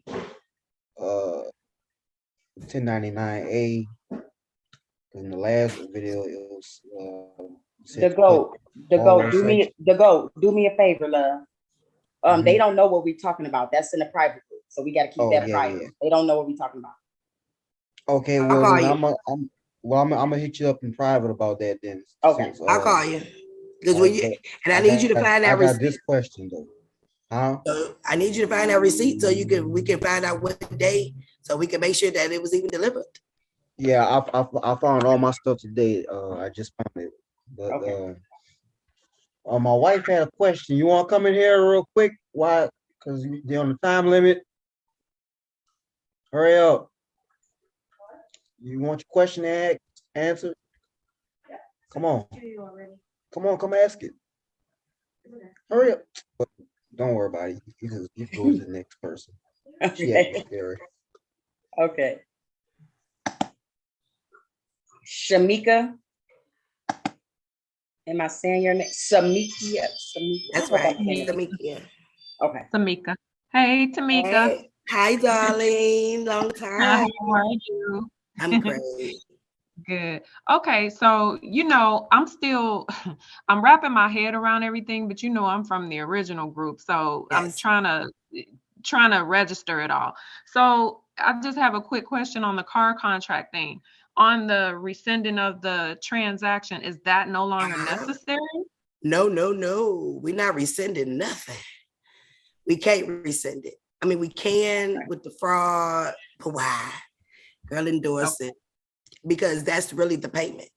We can't send them a FRN because we ain't the board of governors. Okay. So this route is the way now. Okay. And that's actually the system that is put into place by the UCC laws. Okay, got you. And another thing, when we're doing this 1099-C, are we doing it for, like, now it's 2022? Are we doing this for 2021? Or are we doing it for the current year as well? 2021. Okay. Now for 2022, but you're gonna do an account takeover, right? Mm-hmm. Oh, okay. So just do last year. Okay, and how does that affect taxes? Are we like still filing regular taxes, or how does that work? Well, I'm on a zero tax file. So if I was y'all, I would get on the zero tax file. There is a form. I guess I have to turn that into a class. There is a form that you can actually fill out, and you can get all of your tax money that you ever gave them back. And it's an IRS form. I don't use nothing but their forms now. When I say Shamika, they created everything. They created a form for everything that we needed. But there is a form that you can fill out to get all of your taxes that you ever sent them back, and not to pay taxes because lawfully we're not responsible. Exactly. And I think you told me that, and I think I may have that form, but I just gotta look. Okay, I just wanted to make sure. Now, with the 1099-C is considered as income. Because they did cancel it and you're supposed to get the money back for it. But there is another IRS form, I don't have the number on the top of my head, that will make that exempt from you having to pay taxes on it. Okay. All but right. taxes are still voluntary. Exactly. One other thing, on a lease agreement, if I wanted to go back and do it on a lease agreement for a corporate rental, we just put in on the 1099-C for that particular year of that lease. Which year is it for? 2018, I think. Is it too late? It's over the 3 years. So with that one, I would do the W-4 and get the IRS to audit the account for you to get the money for it, or I'll do an account takeover. Because remember, nobody can legally close any of our accounts. And even though it may appear to be closed on the public side, on the private side, it's still open. So with that one, I would do an account takeover. Okay. All right. But anything you're welcome. Anything within 3 years, you can still access. Anything over the 3 years, the state got your money. And then it's a whole other process to get it back from the state. Got you. Okay. Thank you, ma'am. You're welcome. All right, Matthew.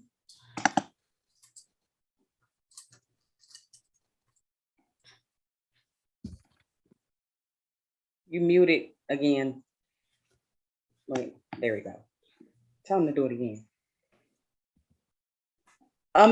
We can't hear you, Matthew.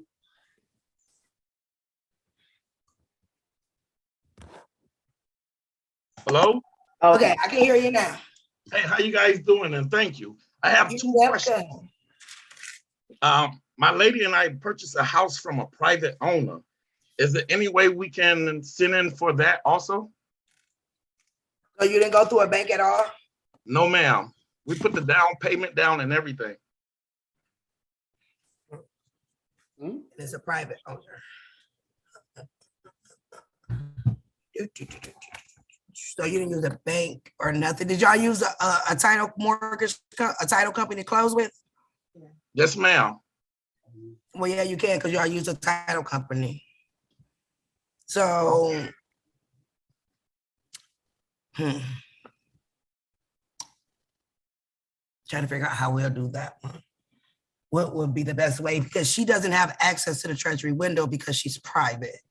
Now, did you buy it from her under her name or up under a business name? Under a private name. Her private name. Yes. So with that one, but you got a contract though. You got your like a land contract or something. Okay, yes. So with that one, I will use my personal bank to deposit the security. Okay. Okay, and I'm gonna tell you what happened with that. Once your bank deposited as a security, it goes through the Treasury. It's going to come back to you ×2. Then you can just pay her off, get your deed, and then take the deed and run it through there as well. So now you got money. You got a QSIP number that's developing interest every 4 weeks that you'll get money off of that as well. Because y'all remember, anything you put through your TDA account, you will be gaining interest off of. Right. As well. So that's how I would do that one.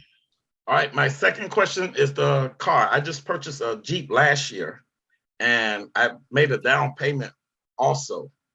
Okay. So what you do with that one? Who did you purchase it from? A dealership. Which one? In Rock Hill, South Carolina. Did you hear me? Oh, you're not too far from me. Oh, okay. Well, good. Who was the finance company? You remember the finance? Westlake Finance. Oh, Westlake don't like me too much. Endorse that contract. I'll send you Westlake's trustee. I just dealt with them. Okay. So with that, you're going to endorse the contract, and then you're going to do a 1099-C.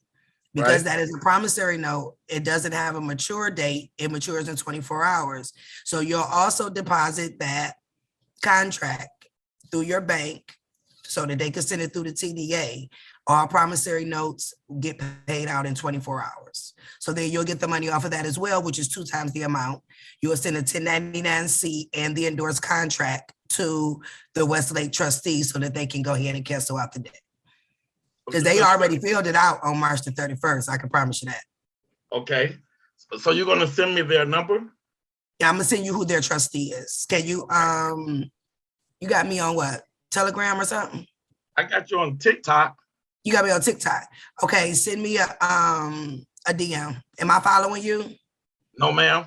Okay, let me go follow. Hold on. Let me follow you so you can DM me. And then I'll send you who their trustee. I just dealt with Westlake, so I have their trustee info. Yeah, so if you'll do a 1099-C and you will endorse the contract and you'll go ahead and you'll send it on in, and that'll wipe that off. Like I said, I just had the gentleman who did his, and it was through Westlake. When he sent them, he got the car on a Monday. I think he sent the 1099 out on a Tuesday, and within a week, they updated his credit report because I guess he would have had 86 months of payments.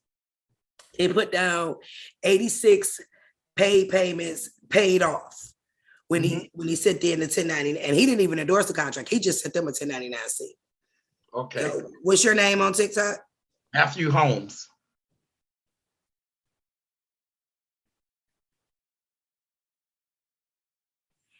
Is it HOLMES? Yes. 072911.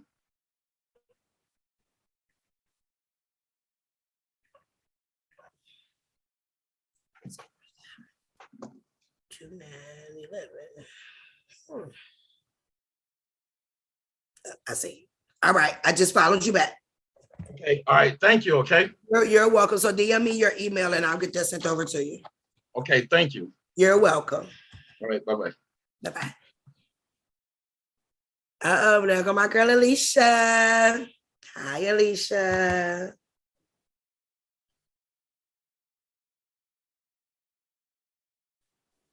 Hi. Hi, boo. How are you? I'm good. How are you? I'm good. Long time, long time.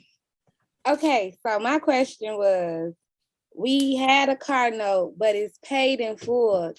Can we still put it on bond paper and do the same process? You sure can. You can still endorse you can still put your contract. But now the thing is, it's been paid in full, but now you didn't get paid. Right. Yeah, you can deposit it. Okay, so do the same process, just put it on bond paper, take it to the bank? Absolutely, and make sure your TDA account is open. Now, how long ago has it been? Since it was paid off? Uh-huh. We just paid it off in, I think, 2020. Was it 2020?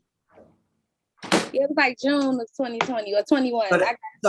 So that means that the account is still open on the private side. I would definitely take that account over. Okay. So I could do this like tomorrow then, right? Because I got my treasury account set up already. And tell them you want to do a deposit. Okay, cool. That's it for now. That's all I had. Okay. Thank you. You're welcome. Shaquita, Shaquita, I hope I said that right, Robertson? It's Shaquita. Shaquita, hi. Hello. So I did find you on TikTok. You are the best at explaining anything ever. You short and get to the point. I like that. Oh, thank you. One simple question I had was the size of the paper. Is it correct for it to be 8.5 by 11? Yes, when you get the Southampton paper, it'll be 8.5 by 11. Let me pull it up so I can let y'all see what it is.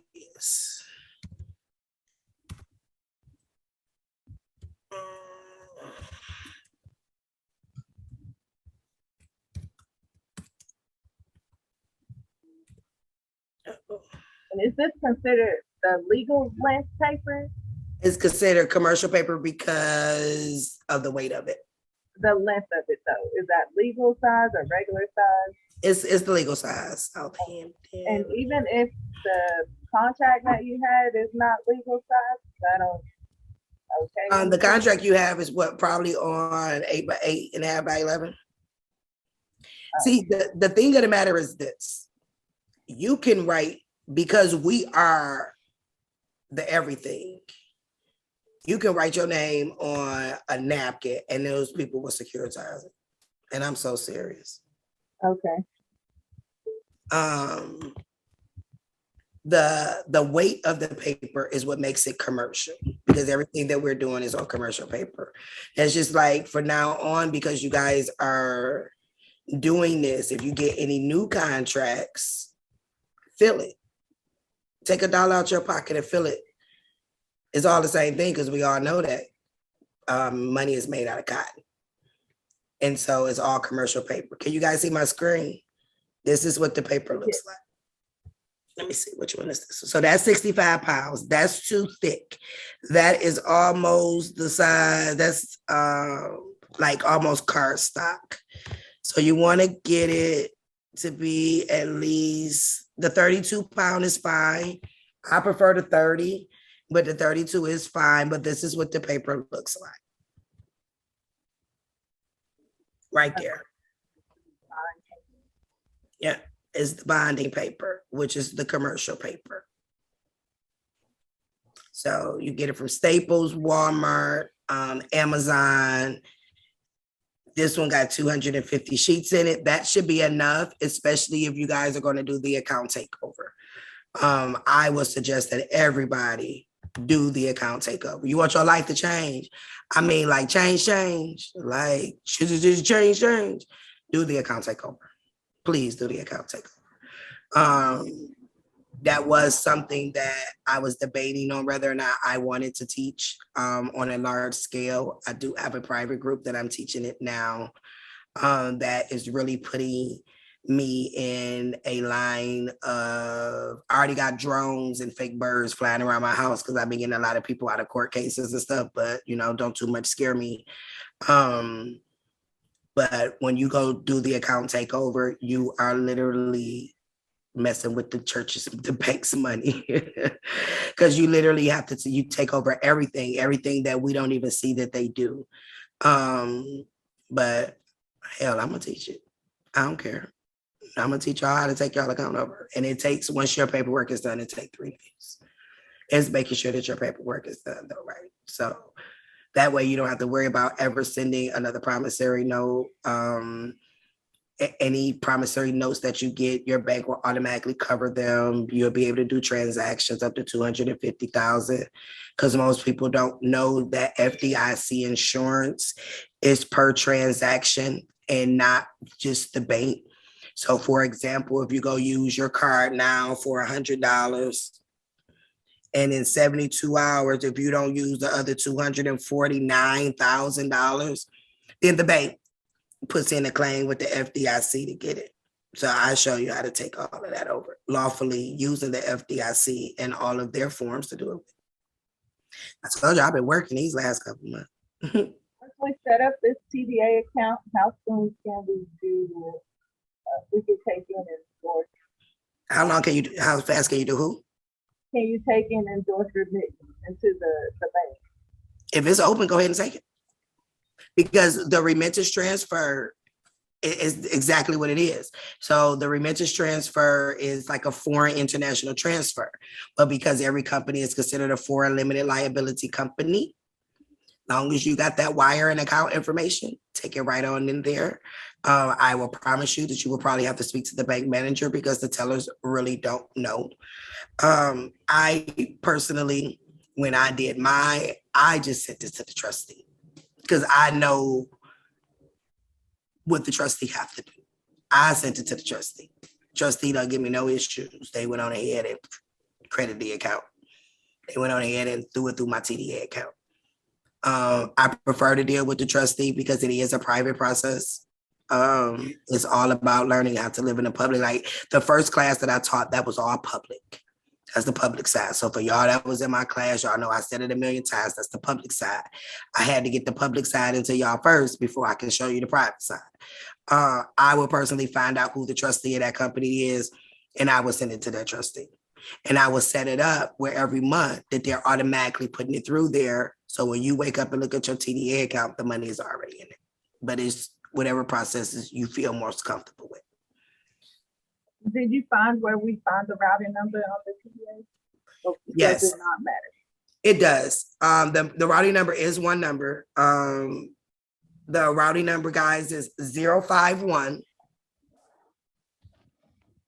736 158. Let me see if I can show you guys on the Treasury Direct where it tells you about selling your securities and the wire information. Hold on, guys. Let me see. Sale securities. If I was you guys, I would play around on this site, the Treasury Direct. You will learn an awful lot. That is where I found out that we've been calling them Federal Reserve notes, because that's what it say at the top of it, when they are actually floating rate notes. Right. So let me see. US marketable security. Okay. I have it printed out somewhere, but I want to show you guys directly where it says how to send it. Get it started. Minors. And this is the same site when you guys get yours up. If you got minors, go ahead and get your babies signed up. And on another note, for everybody that has an employer, I would go to Human Resources and ask them about the life insurance policy that they got in your name that they're not telling you about, and ask them to let you list your own beneficiary. So let me see if I can find it. I got a picture of it, but I want to show y'all on the actual page.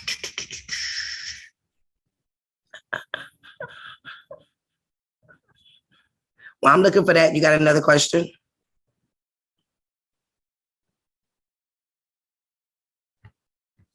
Where it go?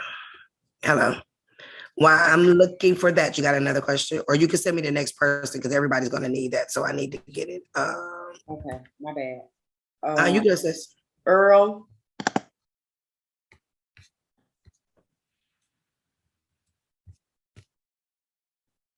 Earl, are you available? Hi, can you hear me? Yes. Yes. Okay. First, yes, thank you so much for the information. This has been very, very insightful, and it's going to change a lot of people's lives. So I really appreciate you putting this together. I did have two questions, but one is for my family and one is for myself. But I think if I can get the one for my family, it's probably more important. You can do both. Go ahead. Well, so just the one thing is, does this apply to immigrants who have been issued a social security number and have been naturalized, or is this only for those people that have been born here with birth certificate? Nope. It is for everybody. And let me tell you why. Because everything is running up under the UPU and the Postal Service is everywhere. So no, this applies to everyone. Yeah, it applies to everyone. No one is exempt for this. Because they've been here, like my brother's been here since we were 4. So, and he's been paying taxes all his life since we started working. So yeah, we're gonna get that back because you are actually paying your employer's taxes, and your employer is actually paying you out of your trust account. I would feel some type of way about that. And now women, I have a unique situation, but I think a lot of women also might have experienced this. But when I was born, I have 2 socials and 2 birth certificates. And I've worked and lived and paid taxes under both, and I continue to do so to this day. Yeah, it's a weird scenario, but I had to do it because of because my dad had the same name as me. Oh. And so his criminal stuff affected my military stuff. And then it caused the whole issue. So but you had to anyways, get another one. So guess what? That means you got double of everything. Yeah. That's exactly what that means. You got double of everything. So when you if you decide to do the account takeover, you got 2 accounts to take over. And I'm gonna tell y'all, do anybody know what is holding you up from gaining access to all of the securities attached to your birth certificate?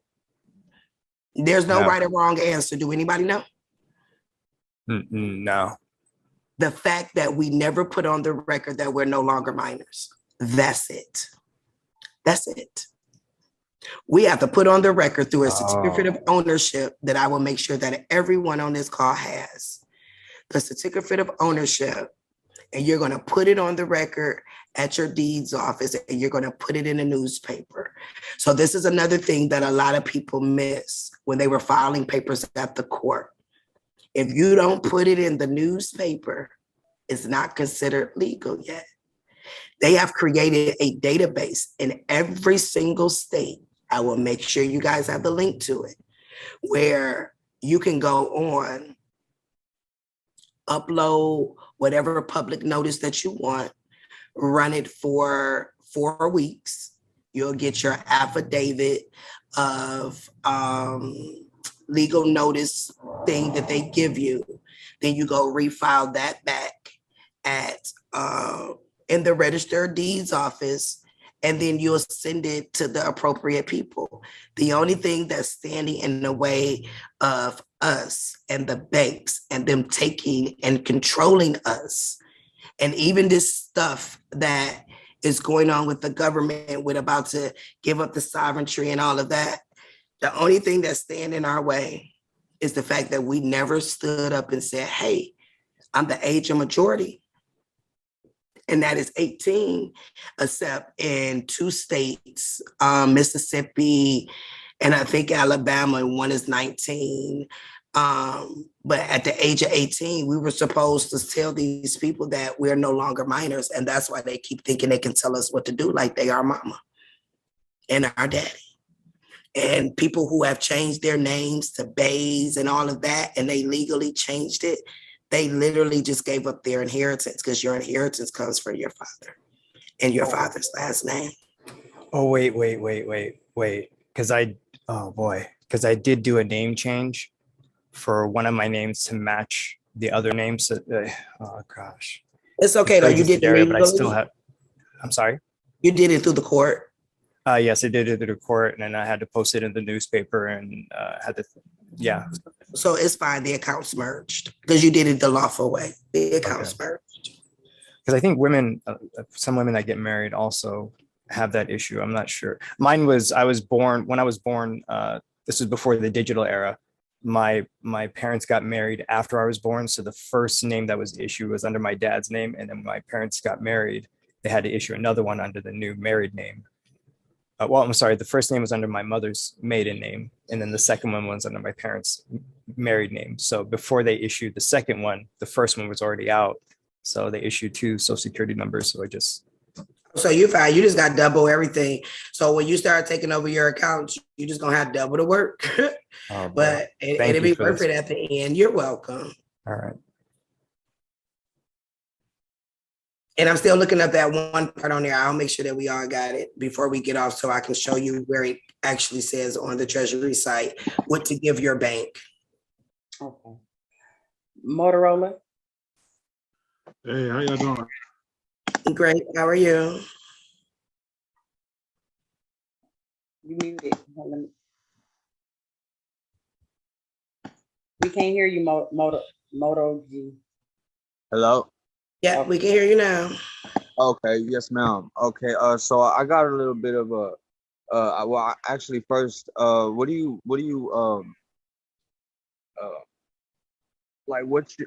you suggest for someone that doesn't have an account, a bank account? You don't have a bank account? No, ma'am. So what I would suggest is that you do the accounts that we're going to do a takeover on you can actually open accounts starting in that manner. So instead of you doing an account takeover, but now don't forget, if you got a CVS Savings Club card, you got a Sam's Club card, a library card, anything that got a card to it, that is attached to an account. You ever had a court case, that's an account. Your high school I record. actually had. I'm sorry. Go ahead. No, go ahead. I've actually had some good results in the court. Well, so I didn't argue any facts, and I was able to get a judgment in my favor based on I challenged jurisdiction, and I ended up getting everything dismissed. But I actually have an EIN as well, and so I was also able to discharge it by putting my information on record. And so I actually billed them after I got the dismissal based on a legal notice and demand I have with the schedule fee. And so I was asking for, since I got the judgment in my favor, I was trying to get like the body cam footage, and they actually are still in possession of some property of mine.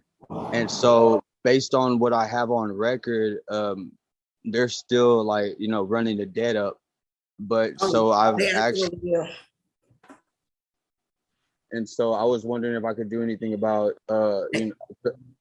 you can do a couple things. You can take over the entire account because they are trading as a municipal bond.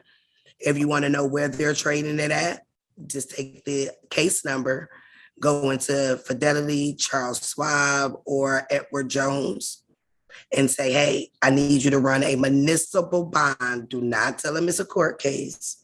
Just say, I need you to run a municipal bond. They will tell you, and if you ask them, they should print it out for you, everywhere where that bond is being traded.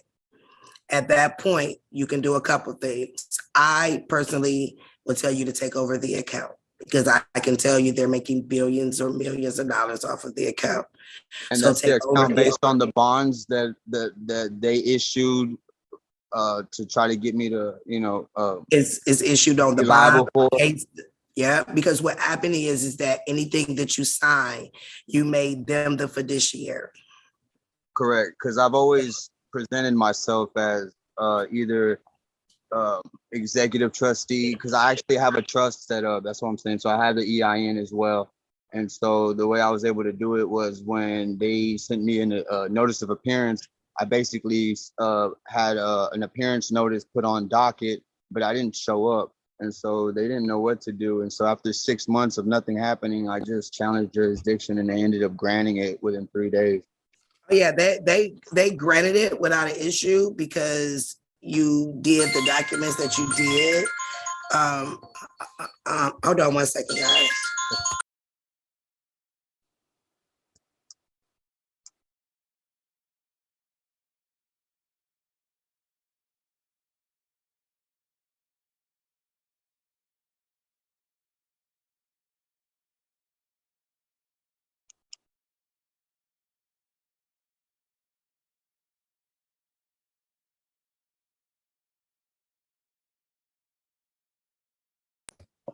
I'm sorry, guys. That was my daughter. She's out and she's driving, so I had to make sure she was okay. Okay, so now, so I actually do have the clerk's originals. I was able to get all the copies of all the documentation. I just wasn't able to get the body cam footage and my personal property. But I did get the clerk's originals as far as all the bonds, all the everything that was filed on their behalf. Yeah, on the public side.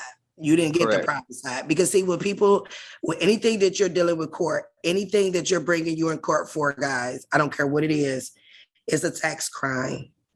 Right. They work for the IRS. They are administrators. The attorney is filling out Form 211 on you. The attorney is being a whistleblower. All municipal bonds mature at 9 months. That's why if you got a court case that keep making you come back and keep making you come back because they're giving you 9 months to pay the taxes on the case. The taxes on the case per the UPU treaty is 10 cents.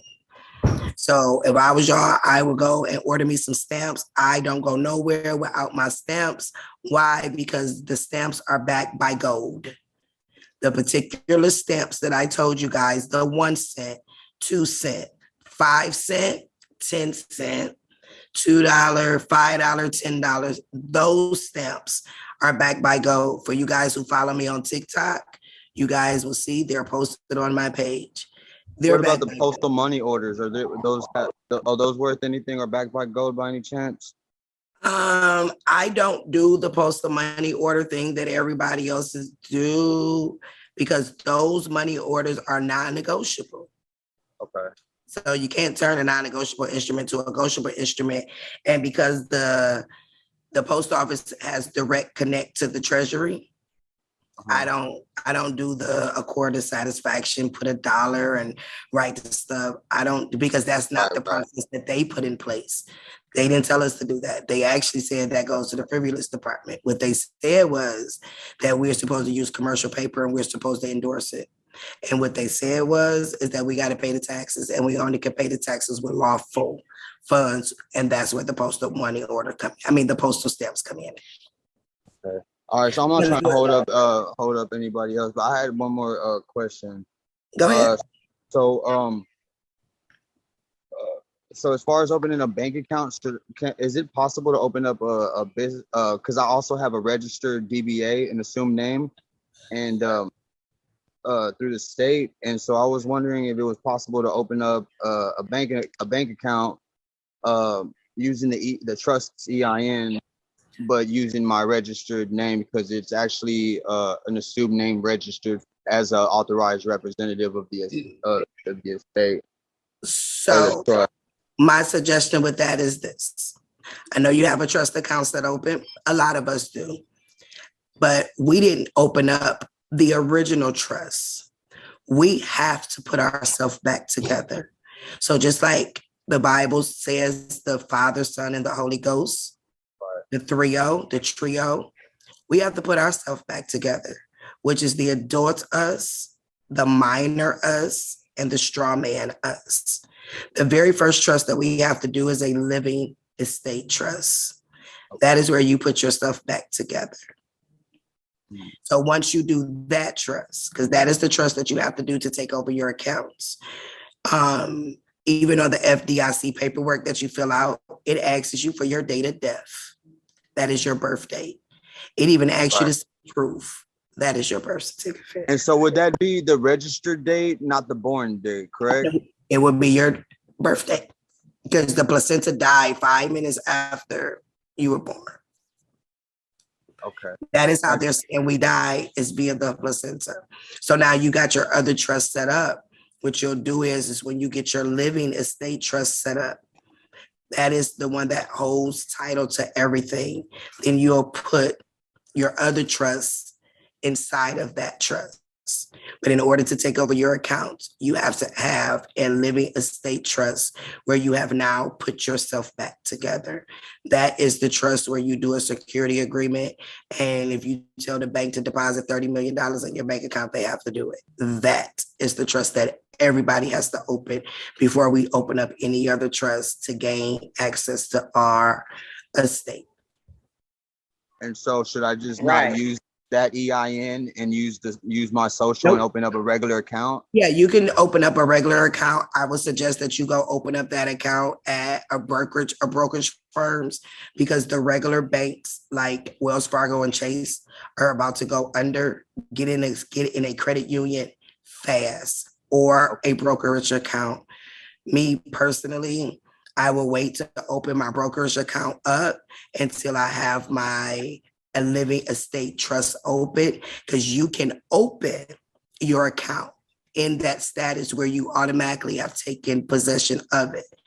And when you open up a brokerage fund account, that $250,000 FDIC insurance turns into $750,000, which means that when you get the email back from the Treasury, from the FDIC, saying, hey, your account is ready, before your black card comes in the mail, yes, the black card does exist. Okay, I can promise you it exists. Once you get the notification back from the FDIC that your account is ready, you can literally do a transfer up to $750,000 from one account to the next account, and you can keep doing it all day, depending on how you wrote your security agreement up. Okay, good deal. And then You kind of blanked out. I didn't hear you.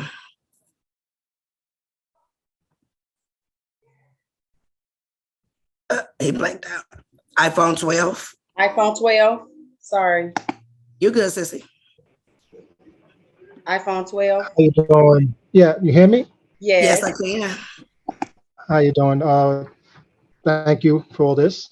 I'm fairly My new to pleasure. you, just want to come across to you, but I just have one question because I think some of the questions I had already kind of been asked. What do you do for as far as like the remittance to go take it to the bank or something to do that with like Lending Club? I have basically 2 loans, and I called them up. I tried to get like paper statements. They said they don't do nothing. They do everything online. So like, what would be my possible course of action there to try to get I don't know, to use any of these processes? So you got 2 loans. You got a contract. Yeah, I mean, yeah, that I've signed, yeah, online. It's all Yeah. online. So because they changed the rules, so you can do electronic. You can take that contract and put pay to the order, and you can upload it back to them. Just send it to the law department. Do it the same exact way. All contracts are the same, regardless of where they came from. That's a promissory note. The promissory note is an instrument. The instrument is your payment once you put your signature on it. So at that point, do the same thing. Print the contract out, endorse it, pay to the order of, send it in to them. I will personally try to find the trustee. Yes, you're going to put it anything that you guys are resubmitting because they gave you a copy of it or you don't, it's online. You're going to always put it on bond paper because the commercial paper is what turns it into an instrument. Your signature makes it alive. Under Title 12, USC 1813, it will tell you that once a promissory note is deposited, it turns into cash. And once again, that is 12 USC 1813. So just print it out, endorse it, and you can either mail it. I would prefer you mail it back register mail and send it in to the trustee, and so that they can update your account. Also send them a 1099-C as well. Okay. All right. One more question. With car leases or like prior car leases, like I had a lease that I guess finished. It was a 3-year car lease. It was last year. Is there anything to do with that or a current car lease? The same exact way. It's the same. You'll do it the same exact way, and because it's still within the 3-year time frame, you can do that as the FDIC takeover too. Or you could do the same thing. You can, because it's a security. So you can deposit the security. The contract is a security. Just remember, anything you put your signature on has now been turned into a security. Okay. So now how do, like I said, I'm fairly new to you. Basically this contract, I mean, the account takeover, how would we go about doing that with you? Like, is that private consultation? Do you have classes on that? What do you? I guess she don't have it yet. Not yet. Oh, okay.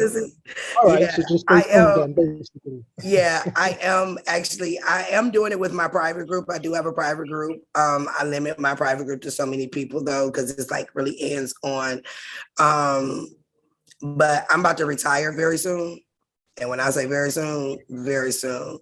But what I am going to do is I wanted to put a class together. How many of you guys in here? I got, if y'all gonna commit to do the work, I don't mind teaching y'all, but y'all have to commit to do the work.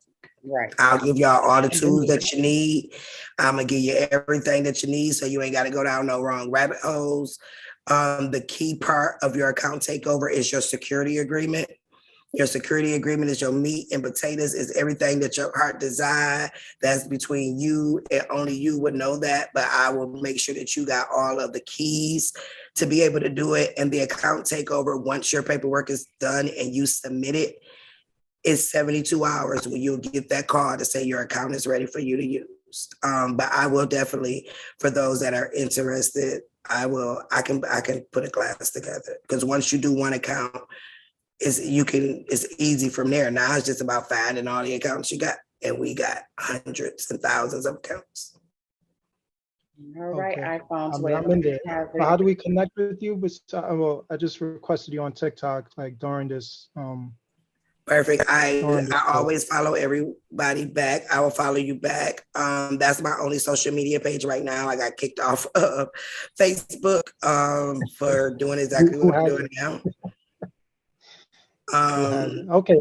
And then I got a website that is ready. I guess I'll drop it. All that information is over there too. So, but yeah, TikTok is where you'll always find me with my updates and everything. So, and then I'll drop my email for everybody to have it. Okay. Thank you so much. You're welcome. Quez, hi Quez.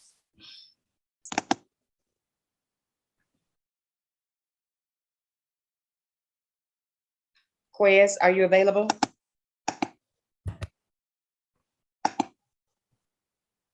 Okay. Demetrius. Hi again. So I scheduled a consultation for last week, but I never received a call. I still would like to do it. Is there any way we can reschedule a perfect time for you? We absolutely can. I'm not exactly sure why my calendar is not automatically updating with the console. So I will definitely fix that. We absolutely can. Are you available tomorrow? Yes. So we'll do it tomorrow. We're friends on TikTok, correct? Yes. Okay, send me a DM. And after this call, I'll get back with you to set up a time, and we can get it done tomorrow. And I apologize for that. I'm not exactly sure why it hasn't been giving me my things, but I'll get that fixed. But yeah, we can do it tomorrow. Perfect. Thank you so much. You're welcome. Thank you. Marvin.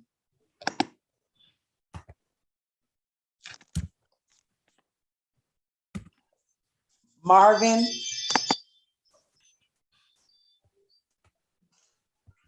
Okay. Shirley. Hey. Oh. Can you hear me? Yeah, we can hear you. I just want to say I appreciate it. The sister gave it up on this one. Man, I'm floored. So I sent a message on TikTok, and we can reconvene later, I guess, book a consultation or something. But I did want to say that I truly appreciate it.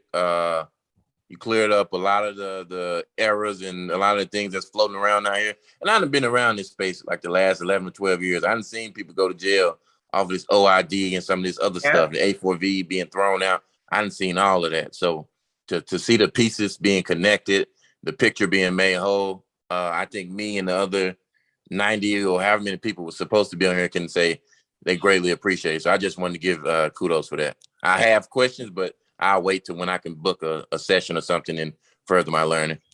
You sure you don't want to? You sure you don't have at least one question now? I mean, you've been waiting. I'm working.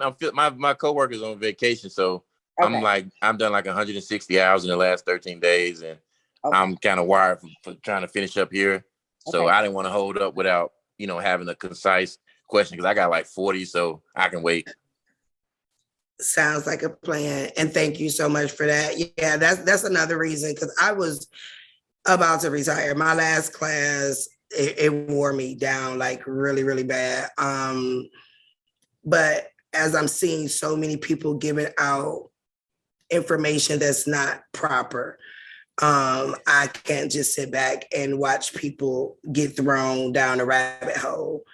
And I don't like that. So I appreciate that. It makes it all worth it in the end. because we got to get free and time is running out and these people that stole from us and everything else. And then now they think they just about to take all our money and walk away. No, we not about to let that happen. So anything that I can do to help with anybody in this process, because ultimately they're after our babies and I have the next generation, and time is just up. It is time for us to get what belongs to us. So I appreciate you guys and trusting me to help you with this process, coming on this Zoom with me this evening. I appreciate you guys as well. So thank you. But yeah, just set up a consult with me and we will definitely get together. Do you guys see my screen? Yes. Okay, so I couldn't find it on the site. I'll look again. They like the eye stuff, but this is where you see the receiving bank, Treasury Direct, all caps, no spaces. And there's the unique routing number, your account number is the Treasury account number. So when you are doing marketable securities, and that is coupons, promissory notes, your green money. So even when you go to deposit your money into the bank, instead of depositing it, you tell them to wire it. So if you put $100 in there, you'll get 200 back plus whatever the floating rate note is of that day. Just to give you guys kind of an example of what I mean by take over your account. So we didn't all seen on the news where somebody, and it ain't never one of us, because we ain't giving it back, where they be like, oh, I woke up and I had $30 million in my bank account. And the bank said it was a mistake. Guess what? It wasn't no damn mistake. And that money did belong to that person. I have caught mine a couple times between the hours of 2 a.m. and 4 a.m. The banks are shifting that money. That is what that account made for that one day, based off of the securities that the bank is stealing from us. So when I say you'll take over your account, yeah. And the longer you've had your account at that bank, the more securities fraud that they've been doing. And when you take it over, it'll belong to you. So those things on the news, that happened because they're relying on computer systems and it got stuck. It has to go through your account because it is connected to your name and your social security number. The bank just do it in between the hours of 2 and 4 a.m. So you guys want to snapshot this page right here? It gives you, because when you go in to do your wire transfer, it's going to ask you the receiving bank. Make sure you put the Treasury Direct in all caps. The routing number is 50517366158. And then the account number will be your Treasury account number. When your bank performed this wire transfer, it will alert whatever company it is that that payment was supposed to go through, that the dividend has been processed successfully, and you will also see it reflected on your side of the account. And then you'll get 2 times the amount. Y'all ever notice how you were like, every month my bill went up, or every year my bill's going up, and they can never tell you why? That is because the amount of securities that they're trading on your account has risen, and that is the interest amount that developed on your account. Okay, so that is that. On how you do your transferring your security. So that is for car payments or whatever. Anybody that's on this call that was on, I believe it was my very last class that I did in BGC. And one of the members said, hey, my friend went to the bank and deposited his car note, his car paper. Have you ever heard of that? I don't know who that person was. I need to find them, because they are the reason that I began to dig the way that I did to come up with their system the way that now I figured it out. It was that person that did it. So that is the wire information that you need. So the next time you go to your bank talking about a remittance transfer, that is the information that you give to them. Okay, or you can make it easy and just send it straight to the indenture trustee. But as long as that TDA account is open, you'll be fine. Oh, we got next, Sissy. Shirley.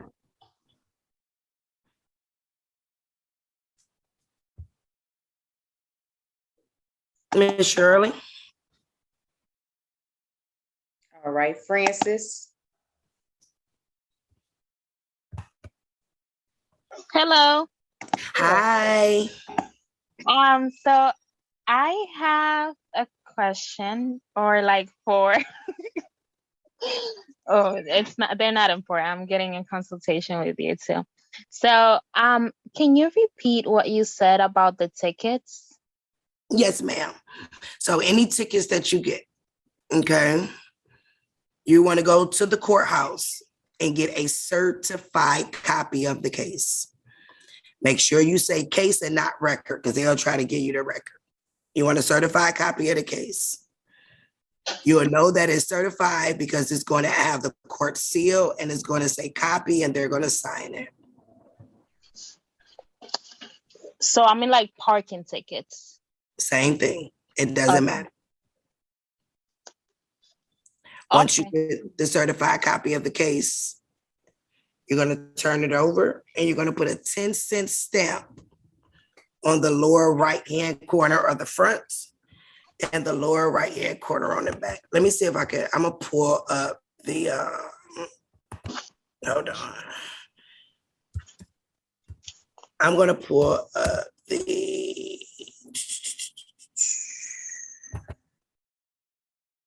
this the one that I want? This might be the one that I want.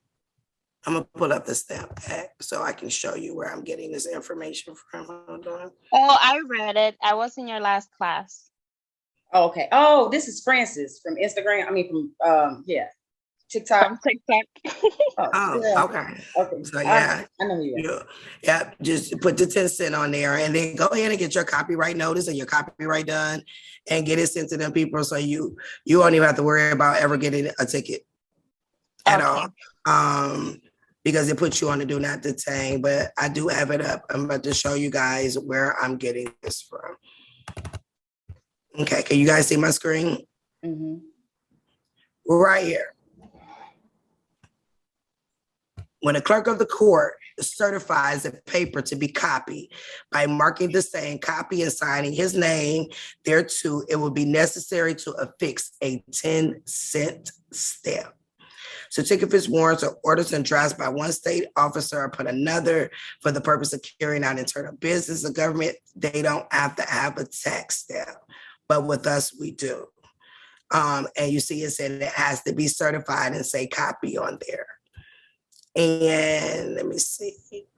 I'm going to make sure that this is available for you guys too. This is how you know what denomination. Even on playing cards, stamps was supposed to go on there. It's crazy.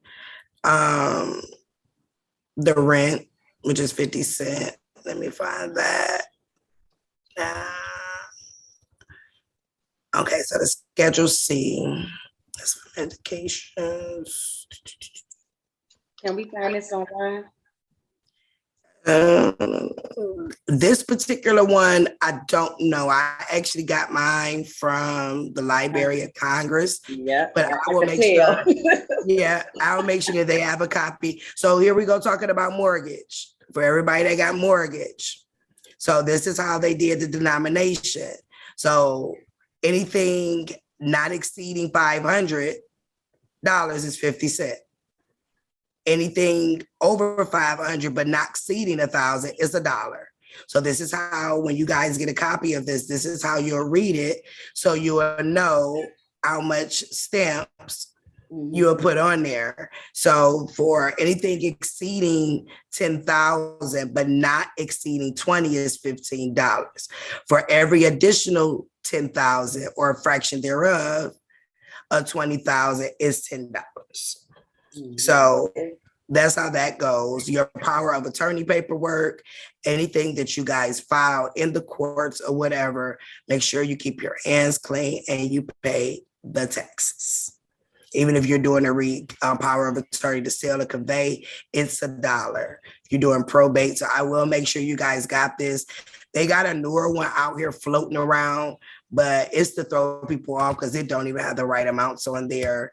This is the UPU Treaty of 1883. Hold on, I believe it's 1883. But I will make sure it'll be a link on Gumroad. Or actually it'll be an email that I send out to all the participants this evening that'll have the links, the different things that we went over today. So this is the one from 1863, I'm sorry. And you see the Commissioner of the Internal Revenue Service, because everything is running up under the IRS. Okay. Tamika, do you recommend getting a birth certificate and a social security for a new baby? For a new baby? Yeah. That's we're gonna talk about that in another class, love. Or not another class. We're gonna talk about that at another time. I wouldn't. But no, we wouldn't. No. Yeah, I'm thinking that I shouldn't. No, what I don't want to get one.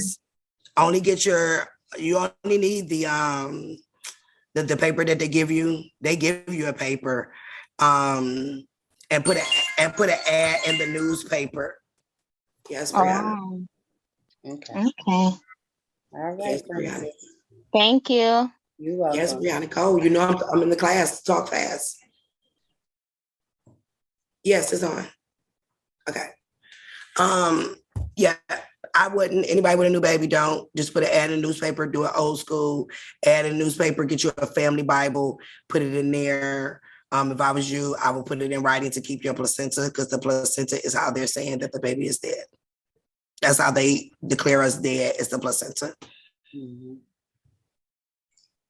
All right, Supreme Being.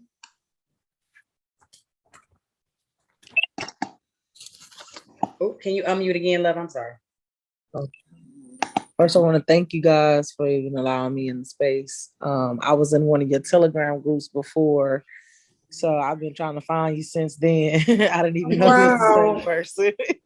So that's great. But one of the things I wanted to mention was my situation is similar to the guy who has a dual identity. I never was issued a birth certificate. And I took a guy named Mansa Mahatha's quote unquote billionaire class when he was talking about all this 1099 stuff.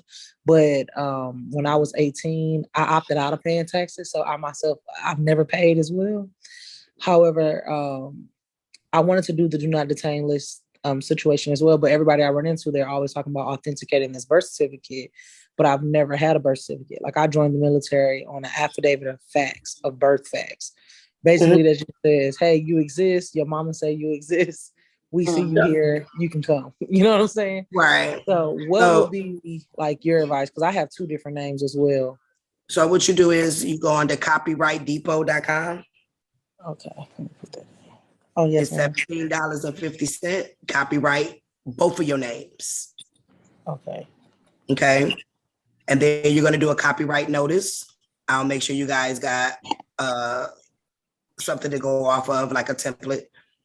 I don't give too many templates out because I just don't. But I'll make sure you guys got a copyright notice. With the copyright notice, you will send to the governor. You'll send it to everybody that's somebody. I'll have the list down in the email. Once you send that to everybody, you're going to also put an ad in the newspaper. You are now on the do not detain list. You can also do it via your passport, but to me, even doing it with a passport, that is still to me a contract because it's theirs. But if you do it through a passport, you will check the box that says non-US citizen. Yeah, okay. So that was gonna be my next question. So I'm happy you brought that up. So I did do the non-US passport situation, and I actually have my appointment on Tuesday. So that was one of the things I was running into because I was going to bring my affidavit of birth fact because it's gotten me through everything else.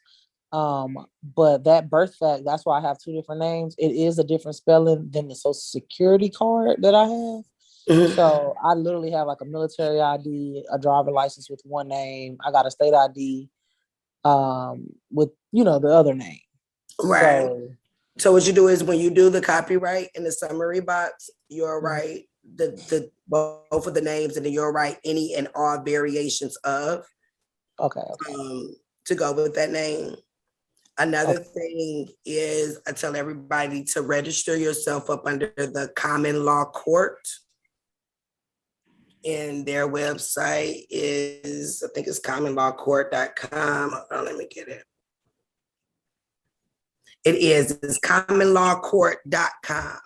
This is an official website. Let me show you guys so y'all make sure y'all on the right one. Remember, they have no jurisdiction over common law. This common law website is backed by the UPU treaty. You can actually get a common law passport, a common law ID, put any of your property under common law, the whole 9 yards. I am also registered up under this website. I'm waiting on my common law passport to come in. And let me show you guys. Okay, can you guys see it? Yes. This website, commonlawcourt.com. Okay. This is an official website that is backed by the UPU. It's international. So the first thing you want to do is you're going to register your birth certificate. You do not have to send them a copy of it. Okay. You're just going to register it. Once you register it, you with bonding paper, that same paper, you can print it out. I think it's like $6 to print it out. It puts you under the common law rules. You can even get the common law ID, which is accepted everywhere because it's international. You can, I think it's Francis, the one who's about to have a baby. You can do the birth of the baby under common law immediately under this website. You can do your passport. That passport is accepted everywhere. It puts you in common law court, common law jurisdiction as well. So this is a website for anybody that is getting rid of the state. We want to get to, because when we think about it, we only deal with the federal to a certain extent. Everything else is done with our state. You get yourself out of your state jurisdiction by putting yourself in common law jurisdiction. And this website will do that for you. Okay. So what do she do since she don't have a birth certificate? She can't register with common law. So you don't have a birth certificate was ever given to you? Where'd she go? Go back to the screen so I can see her. What was her name? Where'd she go? I don't know where she went. Oh man. Oh, Supreme Being. There she go. Supreme. Yeah, I was right here. I'm like, I can't help that. So you've never gotten a birth certificate ever? No, ma'am. So, well, I don't have like a certificate of live birth. I did receive a delayed birth certificate, but it is not registered with Human and Vital Statistics. They actually lost that one too. So you don't have none in it. What state are you from? I'm from Texas, the craziest state. You know, they make their own rules. Yep, they should do. Texas I'm down here now. Ever.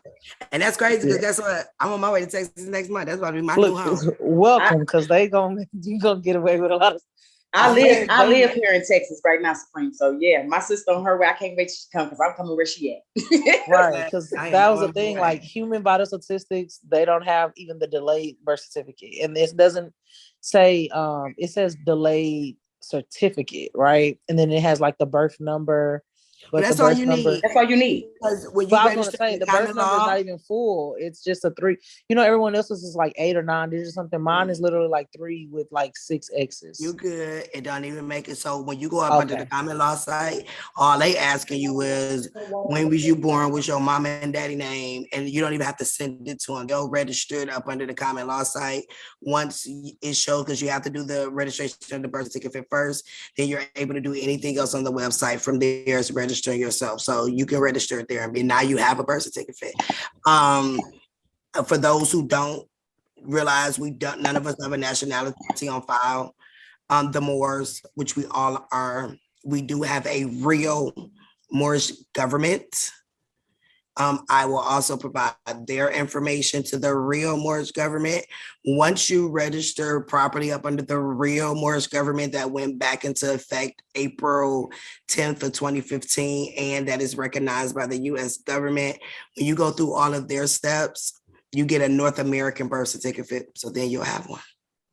Oh, okay. Thank you. You're the first person to ever be able to give me an answer. You know how many thousands I've spent in this space. I believe you. I Oh believe my you. God. Thank She you. answers tremendously. Okay, this after Tenoris, this is that's going to be the last question. I mean, really supposed to be after Tiffany, but after how many more people I got? Because I can't just leave nobody out. Yeah, it's been like really not many. They just come in as they go. But anybody first? Do anybody got a question about child support? Okay, there we go. This the type of questions I'm looking for. Motorola. Hey, what's up? How y'all doing? All right. I'm great. I have a question. I just got recently dismissed. The mother of my child released me and did all the back pay. Can I get all my money back for the last 10 years? You sure can take over that account. Period. It has an account number to it. Take it over. I have one mother that's still active, and she tried to go and drop it, but they wouldn't let her because of Medicaid or some kind of stuff like that. Okay, so with that one right there, get a copy of the child support order, make sure that it's certified, endorse it, and do the same way. Because what they did was when the child was born, it took 1.5 million out of your account, 1.5 million out of the mother's account. But after that, every single year, they are getting a grant. Is under the Title 42 of the Social Security Act.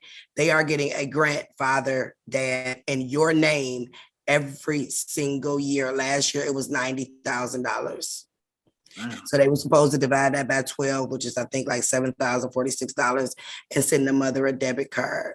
So what you do is you just take over the account. When you take over the account, she will still get paid. Is that something I need to go into and do a private consultation with? Like, is it more in that? Yeah, it's more in that. Just need to print the child support order on bond paper, endorse it, find out who the trustee is, because they got one too, because child support is not government, they're a private company as well. Endorse it. And then you can also turn a 1040V, which is the 1040 voucher from the IRS. You can turn that into a money order. 40V, okay. And I had another quick question. I actually bought a car yesterday from Capital One, from a dealership in Houston, Auto Nation, but it was financed through Capital One. How long? This was yesterday. How long should I wait? You can do it tomorrow. Send them a 1099-C, endorse that note, throw them stamps on there, drop that 1099-C in there, and send it to the registered agent. And that's crazy because I just had somebody else with Auto Nation in Texas for some $90,000 car. So I got their indentured trustee already. So shoot me a message and I'll send it to you. But yeah, you can do that tomorrow. So I take the buyer's contract? Your contract that you sign, you're going to take it and you're going to reprint it out on bond paper because they just gave you a copy of it. And you're going to endorse it. You're going to put them stamps on it. And you're going to add that 1099-C and the 56F fiduciary form. And you're going to send it registered mail to the indentured trustee that I'm going to provide to you, and wait about a week or two. And you're going to see on your credit report that it says it's all paid off and all that good stuff. And you can request for them to send you your MCO type. Because I put $6,000 down. So would that come back also? Or just yes. So make sure that when you do your, when you fill out that 1099-C, that you add that amount to that amount, the $6,000. And then you're going to tell them to transfer your securities through your TDA account with promissory notes. That's a 24-hour payout. So it'll hit once it hits your TDA account and it has been securitized, you can then now transfer it out to your regular bank account and don't have to worry about them taking it. Ma'am, Because you thank you. securitize the funds. And I'm gonna follow you on TikTok. My name is Deron Bourgeois. I'm gonna follow you on Follow TikTok. me, and I always go through my things either once a day or once every 2 days. And anybody that follow me, I always make sure I follow them back, so that way that we can DM. Thank you, and you guys stay blessed. The information was life-changing. Thank you. Likewise, it's my pleasure. Ty. And after Tenoris, we're not answering any more questions. No, because whoever Days the Nay is, I don't know if I'm pronouncing it right, her hand up, and she hasn't asked a question at all. So if it's somebody with an additional question that I've already answered, I want to get to the people who haven't had a chance to answer. Right. Okay, I'm ready. Ty. Hi, I'm following you on TikTok, and I wanted to schedule a personal consultation with you. Okay. Now, for all the personal consultations, you'll find it up under Gumroad. So the same link. Okay. Yeah, if you go under my Gumroad, all of my old classes are there too. Oh, perfect. Okay. But just go ahead and you can do a schedule on there for me, and then hit me in my DM because I don't know why it's not showing up on my calendar.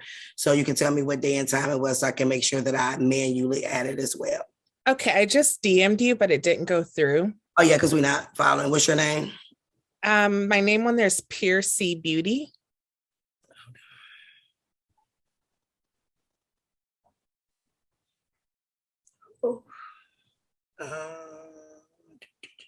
And I'm on your Gumroad, but I don't see anything about scheduling a consultation. Yes, I'm looking at it right now. It says book a 1 hour minute. Oh, I see it right here. Okay, I got it. Yes. Okay, thank you. You're welcome. And I'm about to follow you back as soon as I can figure out where. What'd you say your name was? Pure C Beauty.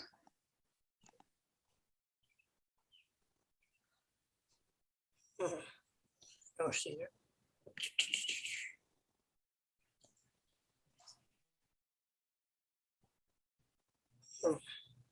Should I unfollow and follow back? I've been following you for a while.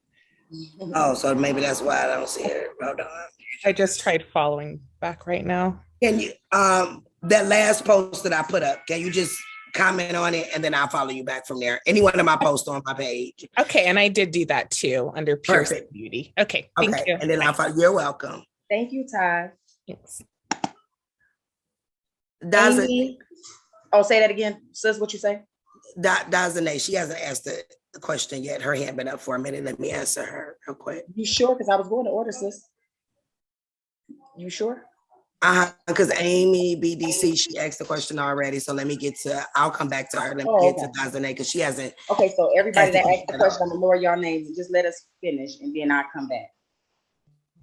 Okay, Dazane, I'm sorry. Hi, thank y'all so much for having these classes and informing us how y'all do. And they really affordable. So I want to thank you. I spent like $300 information that was like not helping me at all do any of this stuff. I'm sorry. Yeah, I've always made sure that even with my last class, I try to be affordable so that everyone can obtain this information. It's not fair for people to charge hundreds and hundreds of dollars, and it's not obtainable to everybody. So I pride myself on trying to make sure that I keep the cost affordable for everyone. My question was, so I have insurance with Progressive and I had it for over 3 years. So would I be able to just send them a 1099-C? Because I've been trying to, like, I see other people send them back the remittance coupons. Then I seen your TikTok that said we had to deposit them. So I was wondering, like, could I just do a 1099-C and send it to them? Yes, I would. Absolutely. I would definitely do a 1099-C with them. And then the coupons that you do have, I would definitely tell them to run my securities through the TDA account, because you have to remember those are actual dividend checks. That's why they come in a positive status. And can the 1099-C be printed directly off of IRS? Yes. copy. No, you can print that out only simply because you're not turning it into the IRS. The trustee is, and the trustee does it electronically. You are just using it as a direction on the instructions that you are giving them. So it is fine to print it out. Okay, then the last part to my question was, I do have a TDA account. I made it a while ago when I was watching YouTube videos when I first started. And I don't remember how I set it up. I don't remember if I set it up as a trust or as like an individual. So I was wondering, and it's connected to like my credit union. So I was wondering if one, I could delete it and make a new one. And two, if it can be connected to my credit union and it will still have the same results. Yes, it can be connected to any bank. As far as deleting and starting over, with that being the Treasury, that I couldn't tell you. Are you able to access the account? Yes, I am. It should tell you whether or not it's a trust or an individual. If it is a trust, then because all of your items are in your individual name, then you can also have one set up for the individual. You can have more than one account set up. Okay. Okay, thank you. It's like when you start doing your living trust, if you decide to do the account takeover, then you'll open up one for the living trust as well. If you have a business, you'll open up one for that. So I would just double check the way that you opened it. It should tell you when you log in. If it's not the correct one, you can do another one. Or you may even be able to reach out to them and see if they can change it for you. So I would just check it first. Okay, thank you. You're welcome. All right, Tiffany Rivera. How you doing? I just want to thank you ladies for all the knowledge that you give. Like she said, at a reasonable price. You really out here liberating people.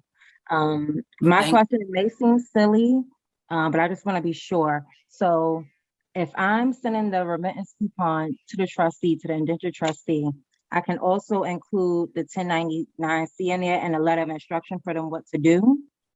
Absolutely. You're the beneficiary and they won't know what to do until you tell them.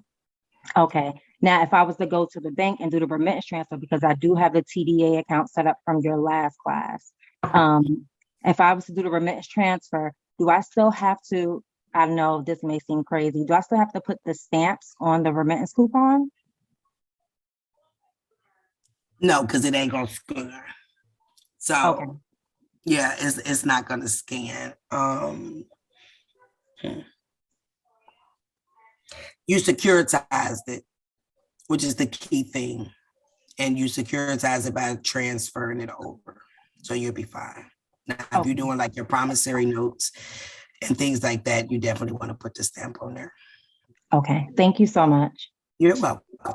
Thank you. Desto.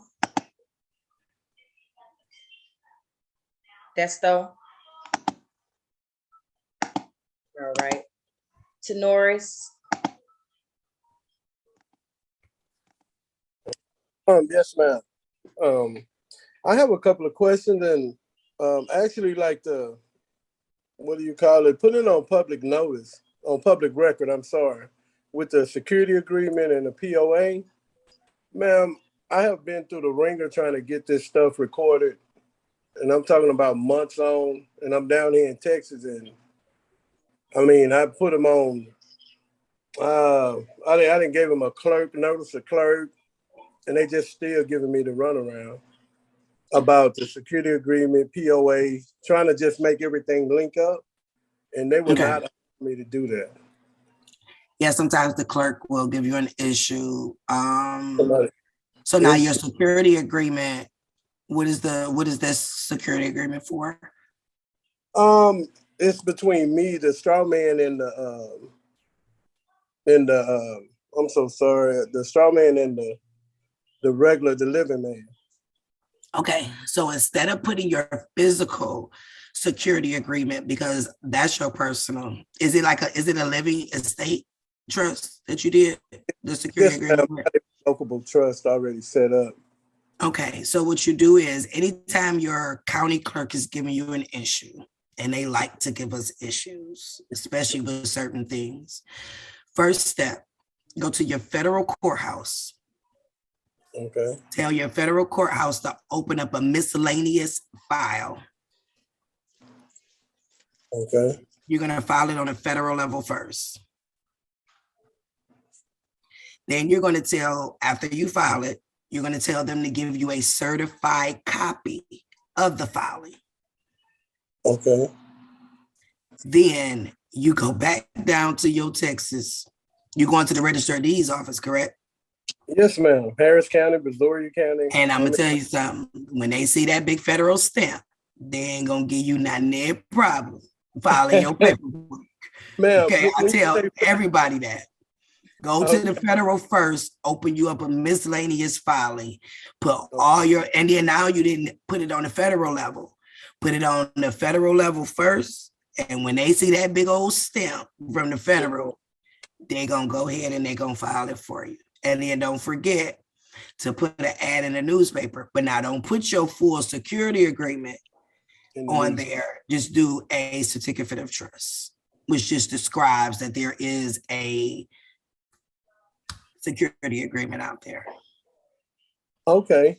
Ma'am, one more question. How do I follow you on TikTok? I mean, what is your name?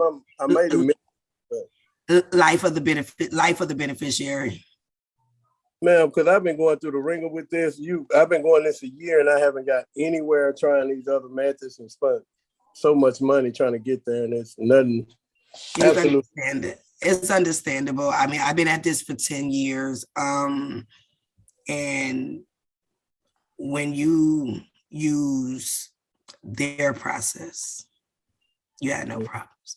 The issue came in, we were all trying to create something that was already there, or we were trying to beat a system that was not for us to beat it. It was for us to join it. And so that's what I show people now. I show you how to join the system that was created. And this is what we're doing with the TDA account and using the bank as security transfer agents as they are. Because ultimately, the bank is behind all of this. Just think about it. JP Morgan, I don't think most people even know that he owned the Titanic. He is the reason the Titanic sunk, because his competitors was on board. You know, everything goes back to the bank. So we are using only their forms, because any form that has an OMB number on there, they have to respond to, and that's a federal form. So they cannot answer an affidavit. But when I say they created every form, including the 1522 form, once you've claimed your birth certificate to get all of your securities, they literally gave us every form. So I just dug a little bit deeper than everybody else, because I kept telling my last, because I'm like, the money out there. Okay, you got your deed, your title, where your money. And what people don't understand is that we, the people, have all the power. They have indoctrinated us. They have scared us. We are not to fear. At any time that we, the people, stand up, it's over for them. It's over. Thank you. I'm happy to be able to assist you. You're welcome. But yeah, it's Life of the Beneficiary on TikTok. And I got a lot of information on my page. You have to stop and just read it, but the answers is always there. I pride myself on making sure I give you guys all and not just a piece. Yeah. Ma'am, I appreciate it. Thank y'all for all the information, and I will be following you. Absolutely. What's your name on TikTok? Tenoris. All righty. I'll be looking for you. I'm finna do it right now. Thank you. Shirley. Hello. Hi. Hi, how y'all doing? Great. I have a question. I was in your class the first time, but my question is student loans, and I just turned 62, and I'm drawing my Social Security. By doing that, would it bother that, or once I open my PA account, or no, ma'am. Nothing will be affected in a negative manner. Your student loans, do a 1099-C and send it on into them. You can take that master promissory note that they had you sign and endorse it the same way. Okay. And my Social Security. When you get ready to take over your accounts and put on the record that you're alive, you'll just actually take over your Social Security account and you'll get a whole heck of a lot more than what they're giving you. Oh, and okay, also my son, he had set up his TDA account. I haven't set up my TDA account yet. And he was wanting to know how do he go about getting his money and what do you have to do that? I know the question done been asked before. And which money is he referring to? Go ahead. He's saying, how do you transfer? How do you go to the bank and ask them and transfer it to your TDA account? How do you go about doing that? What exactly is he trying to transfer? What are you trying to transfer, Chris? He done lost words. So I don't know. Tell him, come on and take the class, baby. Take the class. Yeah, if he's trying to transfer over all his accounts, that would be during the account takeover class. He has the TDA account open now. If he wants to get double for his money now, any money that he goes to normally deposit into the bank, he will just tell them to wire it to his TDA account. And that's by giving them the routing name, which is Treasury Direct in all capital letters, the routing number, which I just gave you guys, the 0517 number, and then his account number. Okay. The other bills that he has, he can 1099-C and then also direct them to do his TDA account. Because what I want you guys to remember is that we are the beneficiary. Make these people do their jobs. Just tell them what to do. If you want to know what you can lawfully tell them, the Indentured Trustee Act of 1939 will tell you everything that you can tell them to do.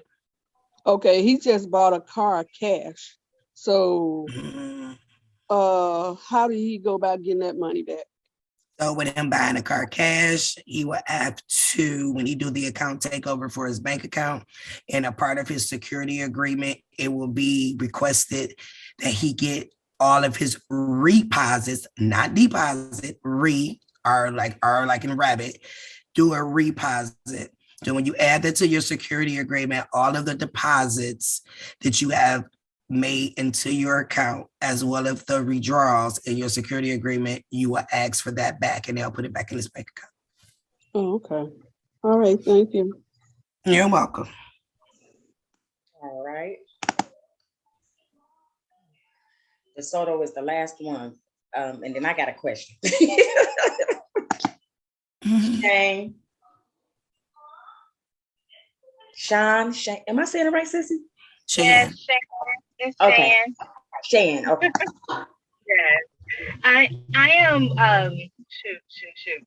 Oh my gosh. Okay, so you were saying for the when you have a corporate lease, you're able to do certain things with the 1099-C. I am renting. What about when it's a non-corporate?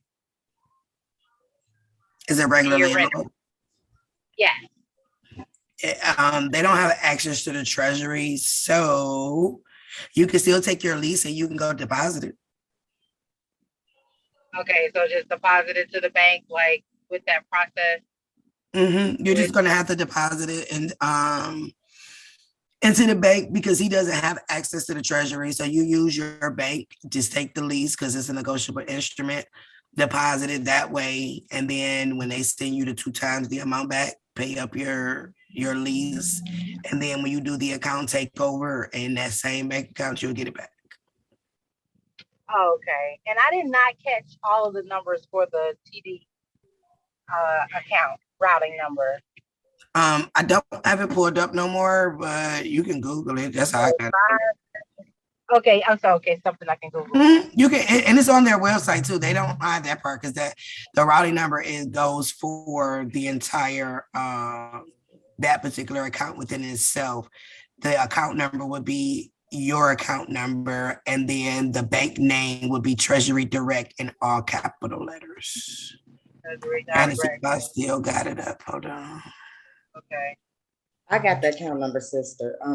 But everybody, y'all can Google it though. But I do have the account number. Oh, okay. It is 0517 and 36158. 36158. 3615.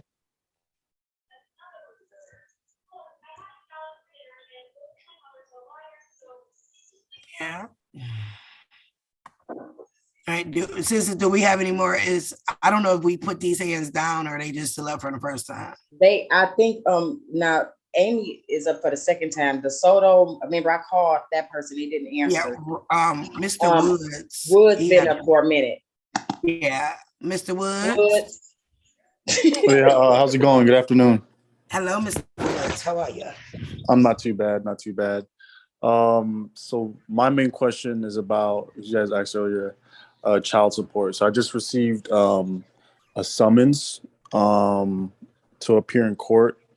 I haven't gotten like legal counsel yet. I'm gonna do that next week.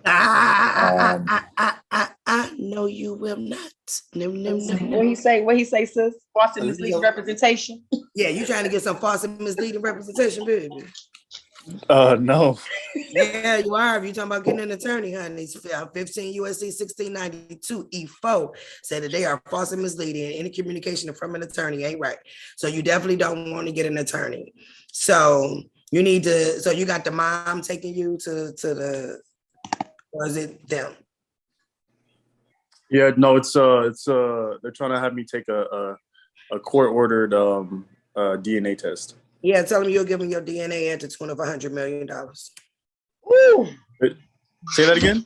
Do he got to file a UCC? Tell them they'll give you you'll give them your DNA for the tune of $100 million. Okay. Oh wow. Should he file his UCC one? Yeah, he can file the UCC one and do the copyright notice. You need to get on the record that you are not that person that they're trying to attach this to. Even with the summons, you can stop that. You need to get on the record too that your child is your property. Is your name on the birth certificate? No. So I haven't signed anything.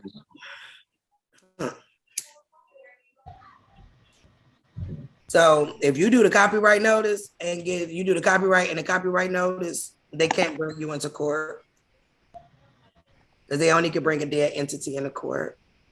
Are you following me on Facebook? I mean, TikTok? I will be today. Okay, go ahead and follow me and send me a DM. I'll get you through that one. Okay. So you ain't even got to do nothing. Is she your baby? If you don't mind me asking. Or no. I'm sorry. No.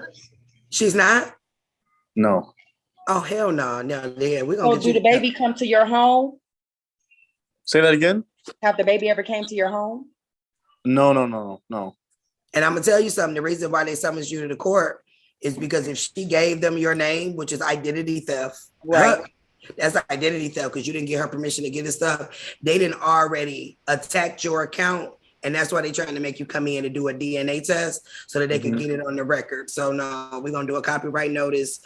We're gonna do a living life claim. Oh, that's another thing, guys. Y'all need to do a living life claim.